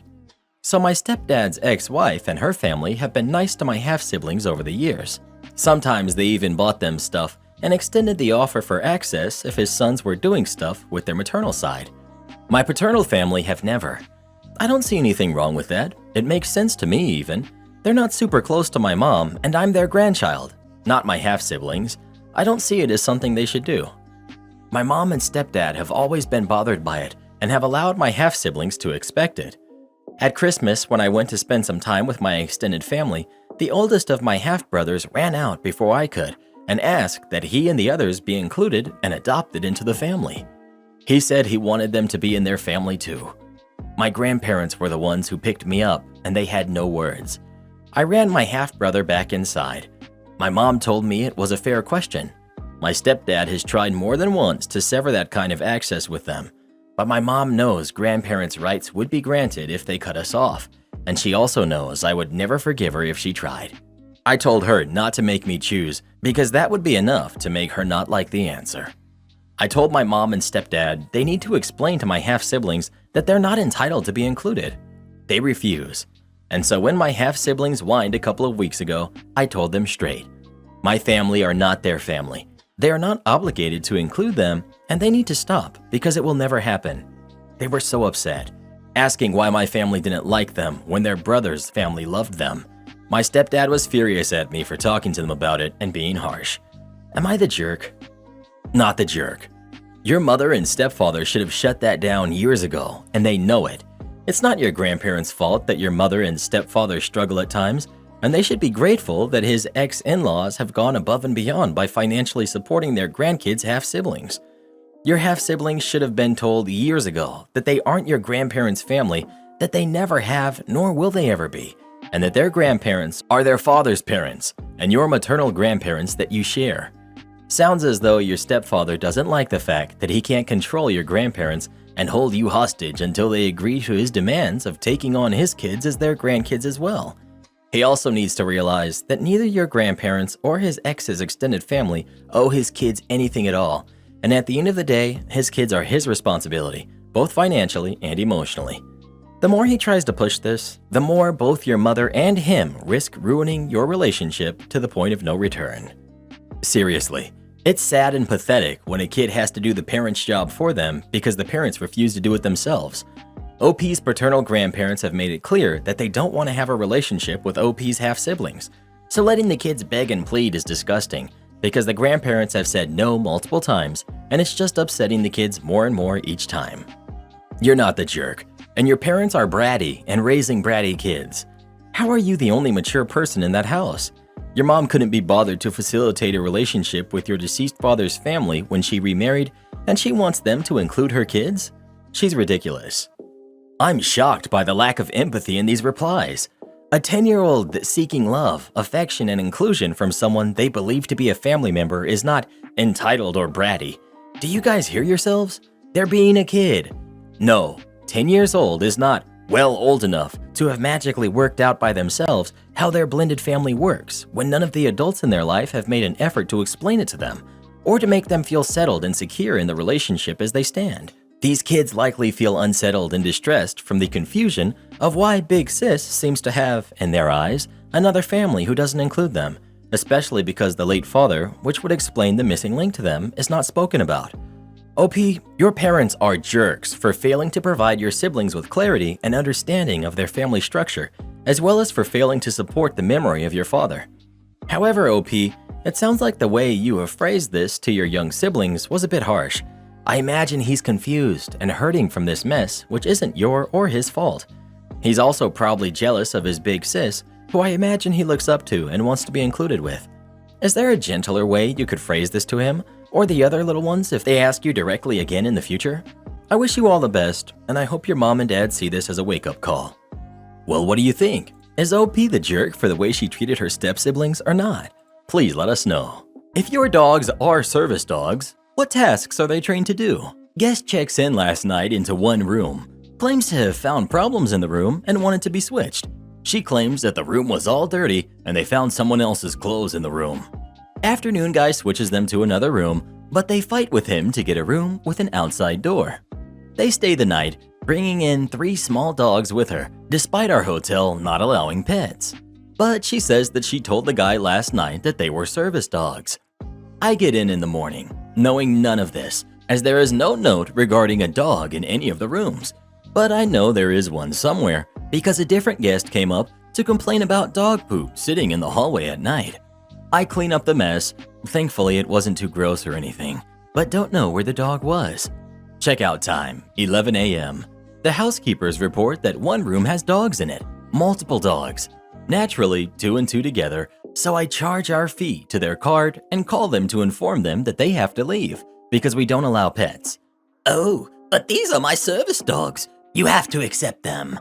Well, your service dogs pooped in our hallway last night, meaning it isn't trained properly and we are allowed to exclude it. They take a while and a couple of reminders to leave, but they eventually do, coming up to the front desk for a receipt. At that point, they notice the charge, which was signed for at check-in. You can't charge me extra for my dogs. They're service animals. You need to take this charge off. Ma'am, as I said before, a service animal has to be trained to not bark randomly and not go to the bathroom where it shouldn't. You can't tell me how to deal with my dogs. They're service dogs. Okay, what services do your dogs provide for you? They run around at my feet, sometimes quietly, sometimes loudly. That isn't a service dog. That's being a dog. They took my manager's business card and will probably call corporate, but they left. Going into the room afterward revealed that their well-trained dogs had started to tear up the edges of the carpeting, which will need to be replaced. When I showed this to my boss, charge them and put them on do not rent. Already done. How do I get my neighbor to stop texting me? I live in a garden unit, and my neighbor that lives above me is driving me nuts. She works from home, so she's constantly around and completely nosy. I like my privacy and solitude and would like to think I'm an overall quiet tenant. I work 10 hours daily, and I don't even have a TV, so it drives me up a wall when I'm bombarded with texts about random stuff. She waits until I get home and then let out my dog to go to the bathroom, and I can hear her upstairs going from the front of her apartment to the back where I am to gossip to me and complain about her encounters for the day. She will text me back-to-back messages asking me about work or to complain about other neighbors, whether or not I even reply to her. For perspective, since Thursday, she sent me 41 messages and I only sent 3 responses. All of my responses are very short and direct. I'm not interested in having a conversation or friendship with her at all because quite frankly, she's rude and negative, but I don't want to upset her since she lives above me. I've been living here almost 2 years, her just a month or 2 longer than me, and I've never once complained about her being too loud, although I do hear her daily. There were a few times when she stopped my laundry. She has her own laundry, so she had to walk outside, downstairs, and into my shared laundry room because it was too loud, or brought my garbage back close to my door because she thought I had taken it out on the wrong day. I didn't. How can I go about setting boundaries with her, preferably in a polite way, since me ignoring her didn't seem to be clear enough? It sounds like you've tried going the polite route, but she is either too insensitive or too dense to pick up on it. I'm not saying you need to be mean, but a more direct approach may work better. Tell her to stop talking to you, and don't, for any reason, touch your stuff. Laundry too loud? That's what headphones are for. Garbage out on the wrong day? Tough. It can sit there, and you've chosen to deal with any consequences. Want to gossip with someone? There's a fabulous place for you called Reddit. Show her this post if it helps drive the point home. If she still doesn't get it, act like you don't see her. She starts talking to you, don't respond.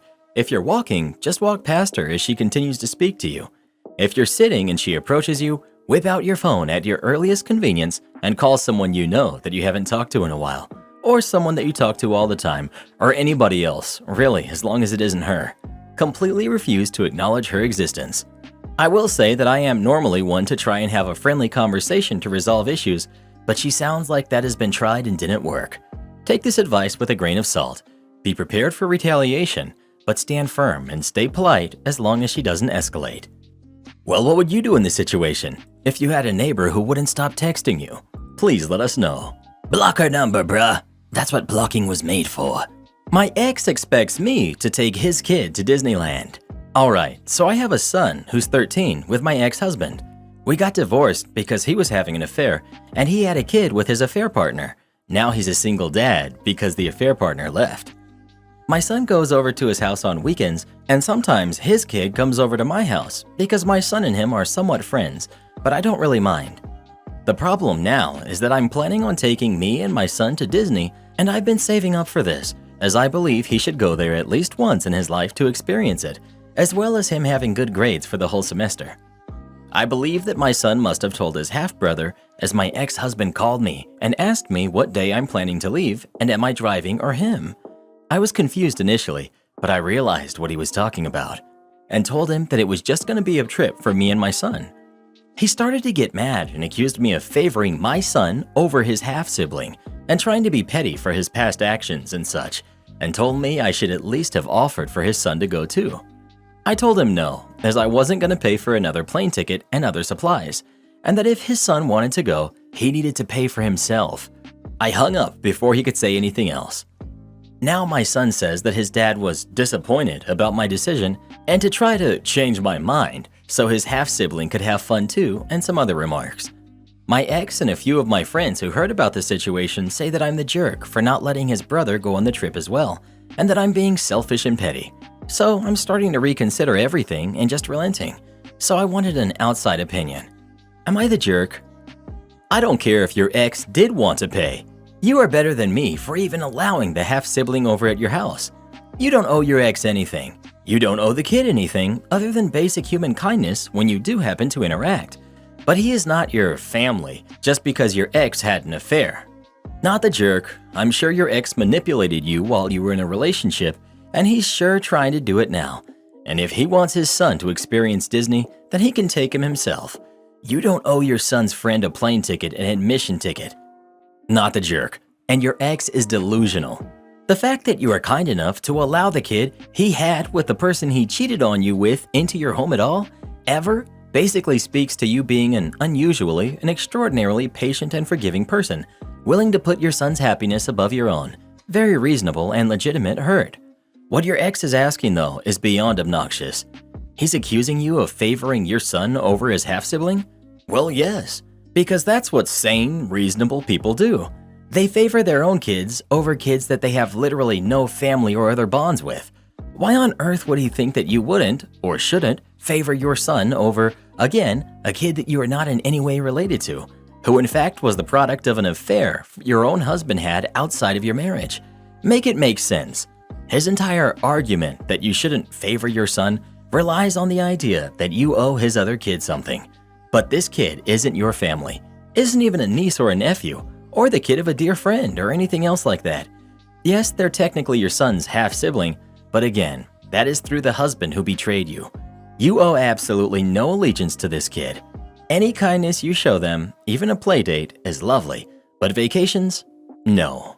Any friend who suggests that you are being selfish is no friend at all, and I suspect that there are people in your life who have been taking advantage of you and would like to keep you thinking that this is normal. It isn't. You are not required to sacrifice your heart for people who have hurt you, or their kids, period. Not the jerk. Well, who do you think is the jerk? OP or her ex? Please let us know. Sounds like X must be out of his mind. Dear hockey parents, our hotel is not a frat house. I swear, when you work in hospitality or customer service in general, you have enough stories to write a book. I've had this hotel job for 5.5 months, and I already could write half a chapter. Anyways, when sports teams are traveling, specifically hockey teams, they tend to test every last bit of patience each of the staff here have. They think since they aren't at home that they can act as they please. They're almost always disrespectful to other hotel guests and the staff, not caring how loud or messy they are. They literally treat the hotel like a college party or a club. A few weeks ago, I had my worst encounter with a hockey team. So I got to the hotel around 10:55 p.m. on a Friday night. I normally work NA shifts first part of the week. I was covering for a coworker, so I'm not normally used to weekend nights. I was aware that we were fully booked this weekend for multiple hockey teams. I could feel the headache coming on before even starting my shift. And go figure, the moment I step into the hotel lobby, absolute chaos. I was greeted with a group of kids jumping up and down our main stairwell in the lobby, running everywhere, screaming, like it's 12 p.m. out at a playground. But no, it's 11 p.m. in a hotel. Our hotel is over 40 years old, so a lot of the structure is built with wood, so it's more creaky and noisy in general. So the kids' jumping sounds were amplified times 10. I also had a kid who kept screaming on and on because her sibling locked her out of the room. That woke up an entire hallway of guests. This absolutely made our basement guests and other guests call to complain about noise. So I dealt with 4 noise complaints by 11:10 p.m. Already a great start to my shift. After telling the kids to stop running and screaming, I had to tell them like literally 5 times before there was somewhat quiet. I had to deal with some other kids, the adults. They were all in the breakfast room, which is about 12 feet away from the front desk, so I could hear everything. We even had the double doors closed, but the noise was still leaking out. And boom! More noise complaints came through before 11:30 p.m. All the adults were drinking in the breakfast room, scream-talking and laughing, oblivious to the fact that there are other guests trying to sleep, considering it's almost 12 a.m. I told the parents they had to quiet down, otherwise I'd have to contact police due to multiple noise complaints. Finally, they quiet down.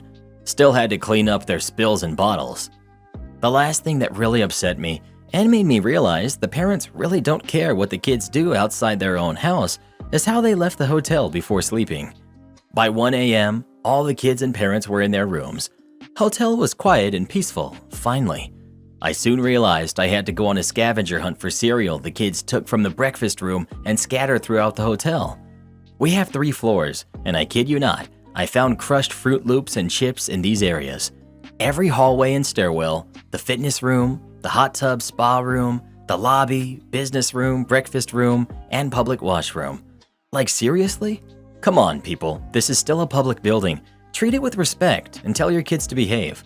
I told my GM about all of it, and she warned the parents that were in charge that if they're the same next time, they'll be banned from coming back to our property. If you're a hockey parent, please don't treat or let your kids treat the hotel like it's a frat house, because I guarantee you're upsetting the staff. Just because you're away from home doesn't justify acting like a drunk college student. Am I the jerk for bringing up my son's ex while his new fiance was over for dinner? I, 42 female, have a son, male, who's 42. I had my son, Dean, at 18, and I'm very attached to him because my parents kicked me out and my ex walked out, so I raised him all by myself. About 1 year ago, Dean met a girl, Hannah, while at a bar. She seemed nice when I met her, but Dean had just broken up with another girl, Emma, 3 weeks prior. Emma and Dean had been dating since they were seniors in high school, and I was so excited when Dean proposed about 4 weeks prior to meeting Hannah. The problem arose when Emma found out she was unable to have kids. Dean has always told me how much he wanted to have kids. He always wanted to be there for them because he didn't get to have a father. Once Dean found out about Emma not being able to have kids, he broke up with her. I was so upset because I didn't understand why he couldn't just adopt or hire a surrogate to have kids instead. Fast forward to 3 weeks later, and he meets Hannah at a bar. Like I said, she seemed nice, but I was still upset about him breaking it off with Emma. Last week, he proposed to Hannah, and she said yes. I was happy for him.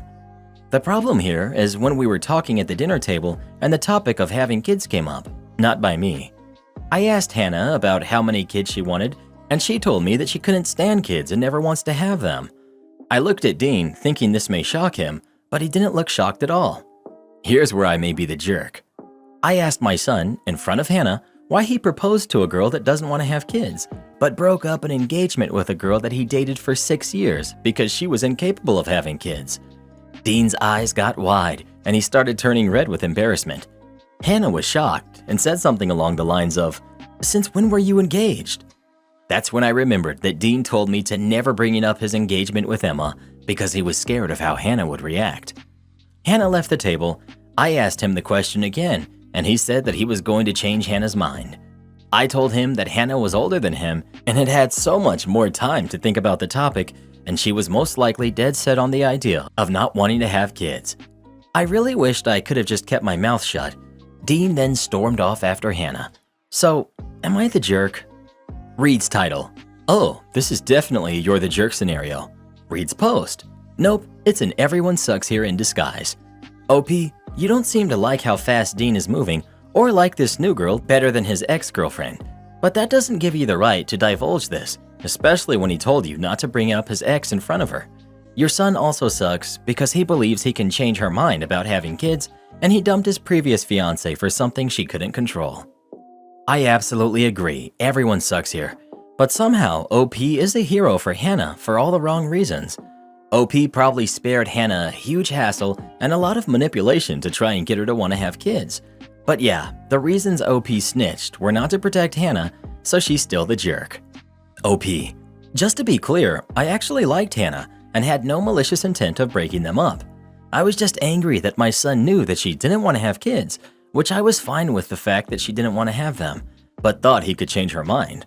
And I talked to Emma the day after the breakup, and she told me that he ended things with her because of her issue with not being able to have kids. I think I shouldn't have said anything in front of Hannah, but people assuming that I wanted to break them up is wrong. Going against the grain to say, not the jerk.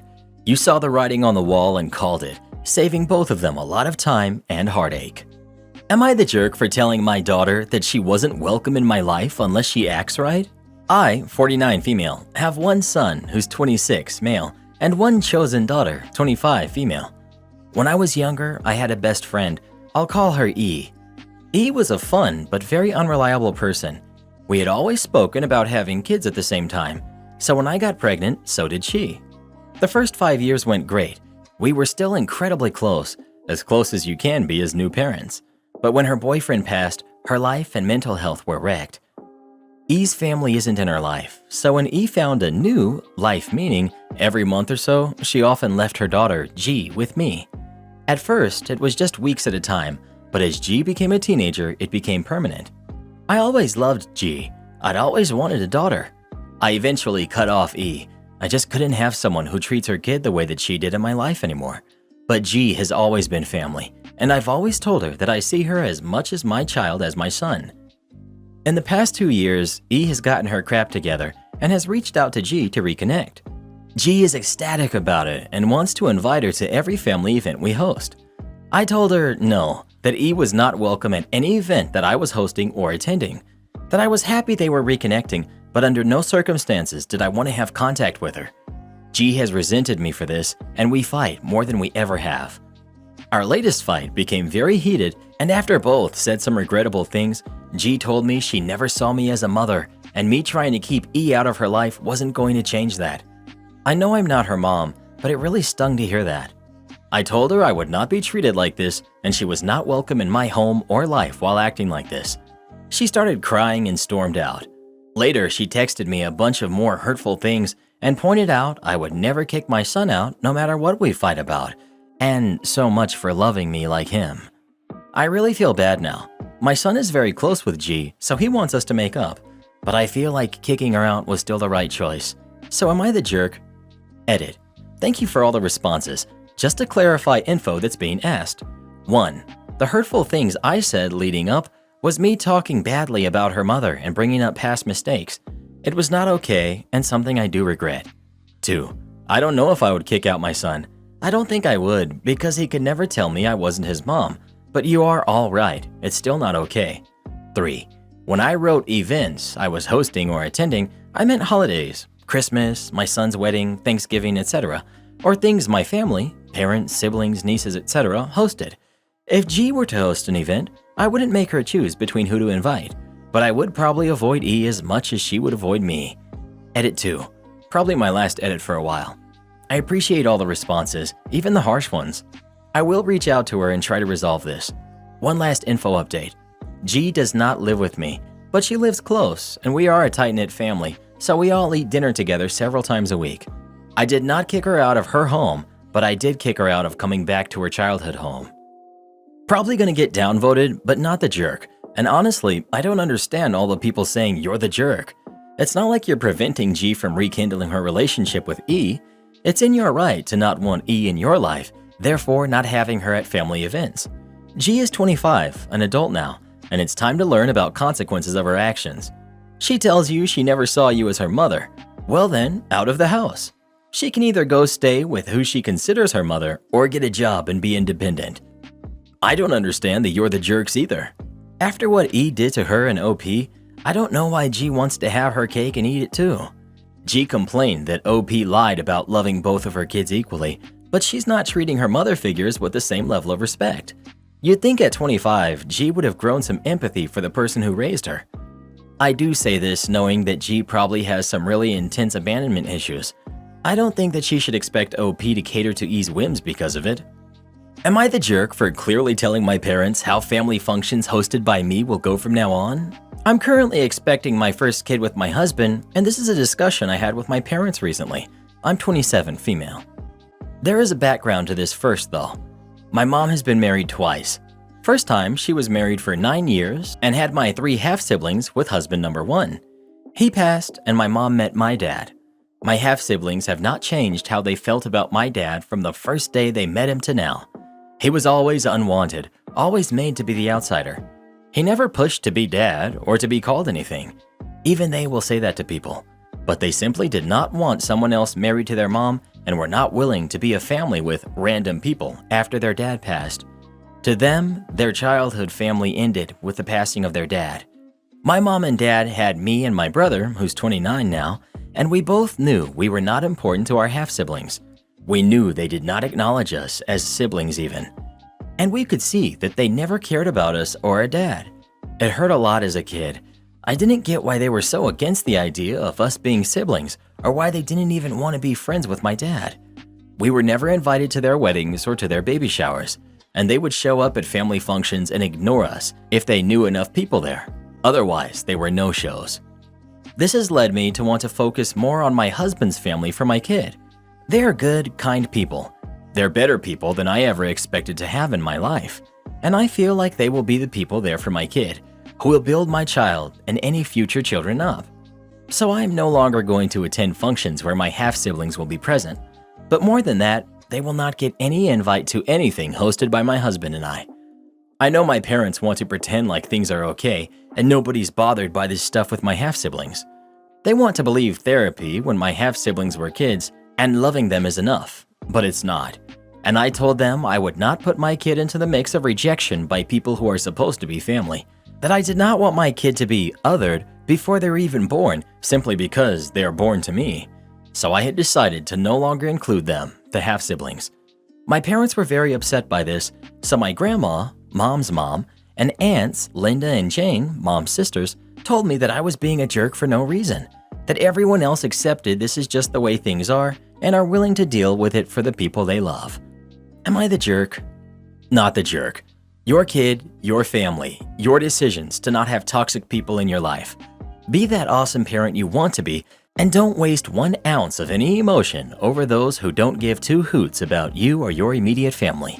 Stand firm and protect what you love. I'm wondering if the half-siblings even care about this decision. It sounds like they'll probably be okay with it. The only people who are upset are 2 people who sound like they can't function unless everyone else is getting along, or pretending to get along. That's not your problem. They can waste as much time as they want with whoever they want, but you are under no obligation to waste yours with people who clearly don't care about you. Not the jerk. Aunt tries to steal family heirloom. Thinks she deserves an apology for being called out. My aunt is, to put it nicely, a complete piece of work.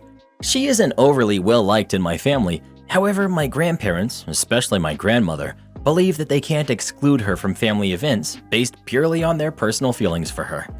My aunt is an extremely shallow and materialistic individual. She's tried to get my grandpa to sell property that's been in the family for 100 years, so the money could be split between my uncles and my dad. This story, however, involves a very old pocket watch, and I don't know the details, but the watch is Swiss and very old. It's gold with platinum inlay and extremely valuable. Now, this watch has been passed down from father to son for a long time. It's going to be passed down to my dad and eventually me. My aunt hates this.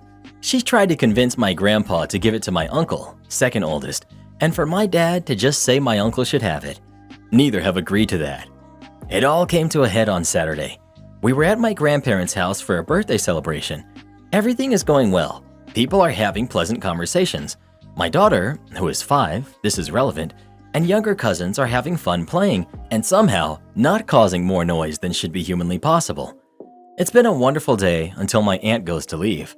She's saying her goodbyes, everything is good, and then my daughter pipes up and says, "Don't forget to put back the watch, Auntie S." I look at my daughter and ask, "What watch?" And she says, "The fancy gold one." My grandpa walks to his study and comes back out, asking if she had taken the watch. My uncle looks at my aunt and says she didn't. To cut a long story short, she's made to hand over her handbag, and lo and behold, the watch is inside. Everyone is furious. My uncle can't believe what she's done, and my grandpa wants her out of the house. This would all be bad enough, but to make this even worse, she calls me that night and tries to scold me for raising a daughter who was a snoop. She had seen my aunt while running around and playing, and that I needed to do a better job as a parent. I just laughed and said she's hardly one to talk and hung up on her.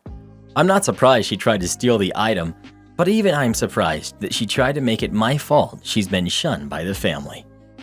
Am I the jerk for not telling my dad about money saved by my mom and her family? My mom passed when my brother and I were really young. My brother is 20 now, and I'm 18 and just moved into a friend's house. Dad got married to Lisa and helped raise her 3 kids, and they had 2 on their own. One of Lisa's kids has a lot of complex medical issues and 5 years ago was diagnosed with a rare form of cancer. Between the medical conditions her kid has and then the cancer, money was extremely tight. My brother and I had an uncle who would send us money for food and stuff for the 2 of us, but my dad's family weren't able to help as much, and Lisa's mom is in a nursing facility, so she couldn't help. My brother and I were told by our uncle a few years ago that there was a savings account set up for both of us and that it was money for us to go to college or buy homes with, and we'd have access to it in the future. He made us aware of the money sooner in case we ever needed it. The account started with my mom and was the earnings she made from a family business she was part of. Then when my grandparents sold their business before they passed, our mom's share was divided between my brother and me. Then our inheritance from them was added. My dad learned about the money when my brother could afford a car and to move off campus and into a house that was pretty big for 3 college kids. He asked, and my brother told him that he had some savings. He asked me about it directly, and I told him we had some money from our mom. I didn't tell him how much, but I figured he had a good guess because he went off. He said that money could have helped him when Lisa's kid was fighting cancer and we needed money. He told me things were dire on more than one occasion, and they were getting food from charities because they didn't have the money to pay. He asked how could we have been so selfish, and did we realize how much we could have helped out?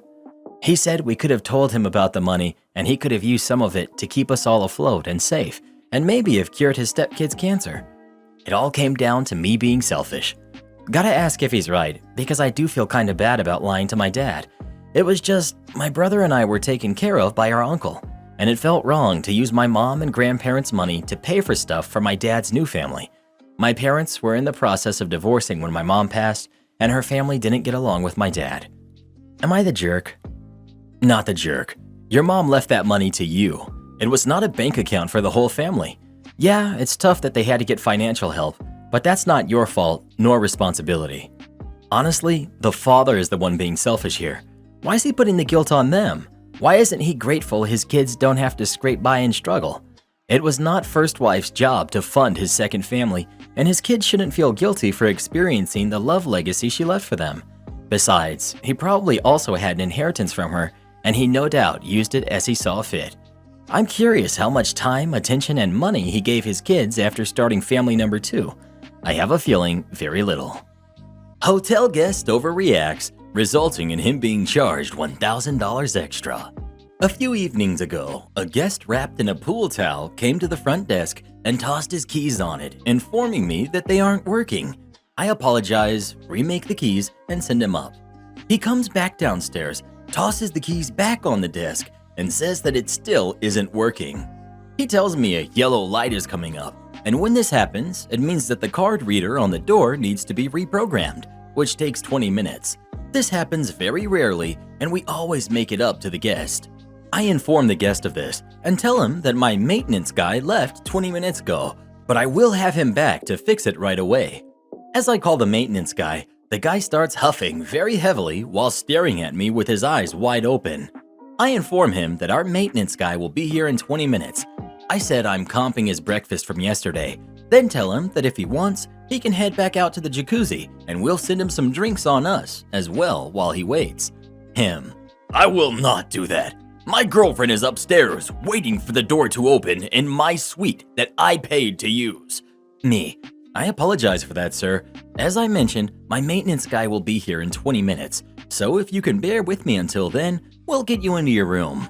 I don't want to go into my room in 20 minutes. I want to go into the room that I am paying $400 a night for right now. Me: Sir, this is completely our fault, but you must understand that sometimes things out of our control can happen. It'll just be 20 minutes until he gets here, and we will, of course, make this up to you.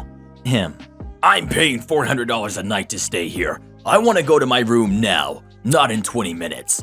Me: I understand that, but like I said, there's a problem with your card reader on the door that only our maintenance guy can fix. I want you to get into your room, but we can't until our engineer gets here. So, you're not going to let me into my room? I want you in your room. It just physically can't happen because of the problem with the key reader.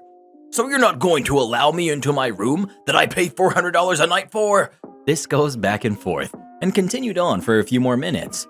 Me: Sir, you need to lower your voice. I admit that this is our fault, but that doesn't mean you can scream. I will not lower my voice. You're not allowing me to go into my room. I'm allowing you to go into your room. You just can't because of the card reader. So you're not letting me into my room? I let you go into your room. I'm perfectly fine with you going in your room. But I can't. Yes, because your card reader is not working. He then asked if he could go into another room while he waits, but at this point I was done with him and his crap and refused to help him. I told him no. I then told him that this conversation is finished and he has to wait. A few minutes later, I felt a burst of wind from outside and felt bad that his girlfriend might have been cold because of his stupidity. I make keys for a room next to theirs and give it to him so she can go inside. He takes the keys, his girlfriend refuses to go into the new room with him. He gets in, then slams the door shut, leaving her outside.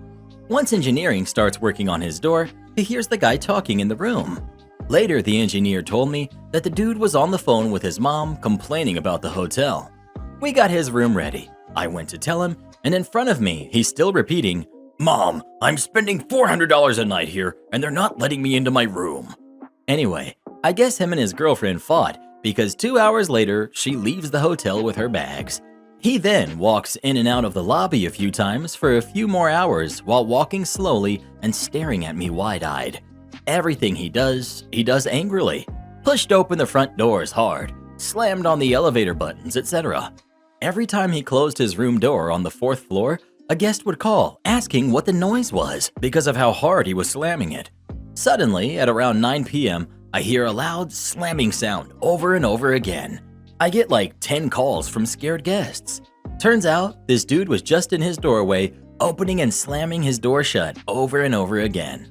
I call him and tell him that if he slams a door one more time, he's getting kicked out of our hotel. Well, he slammed it repeatedly again.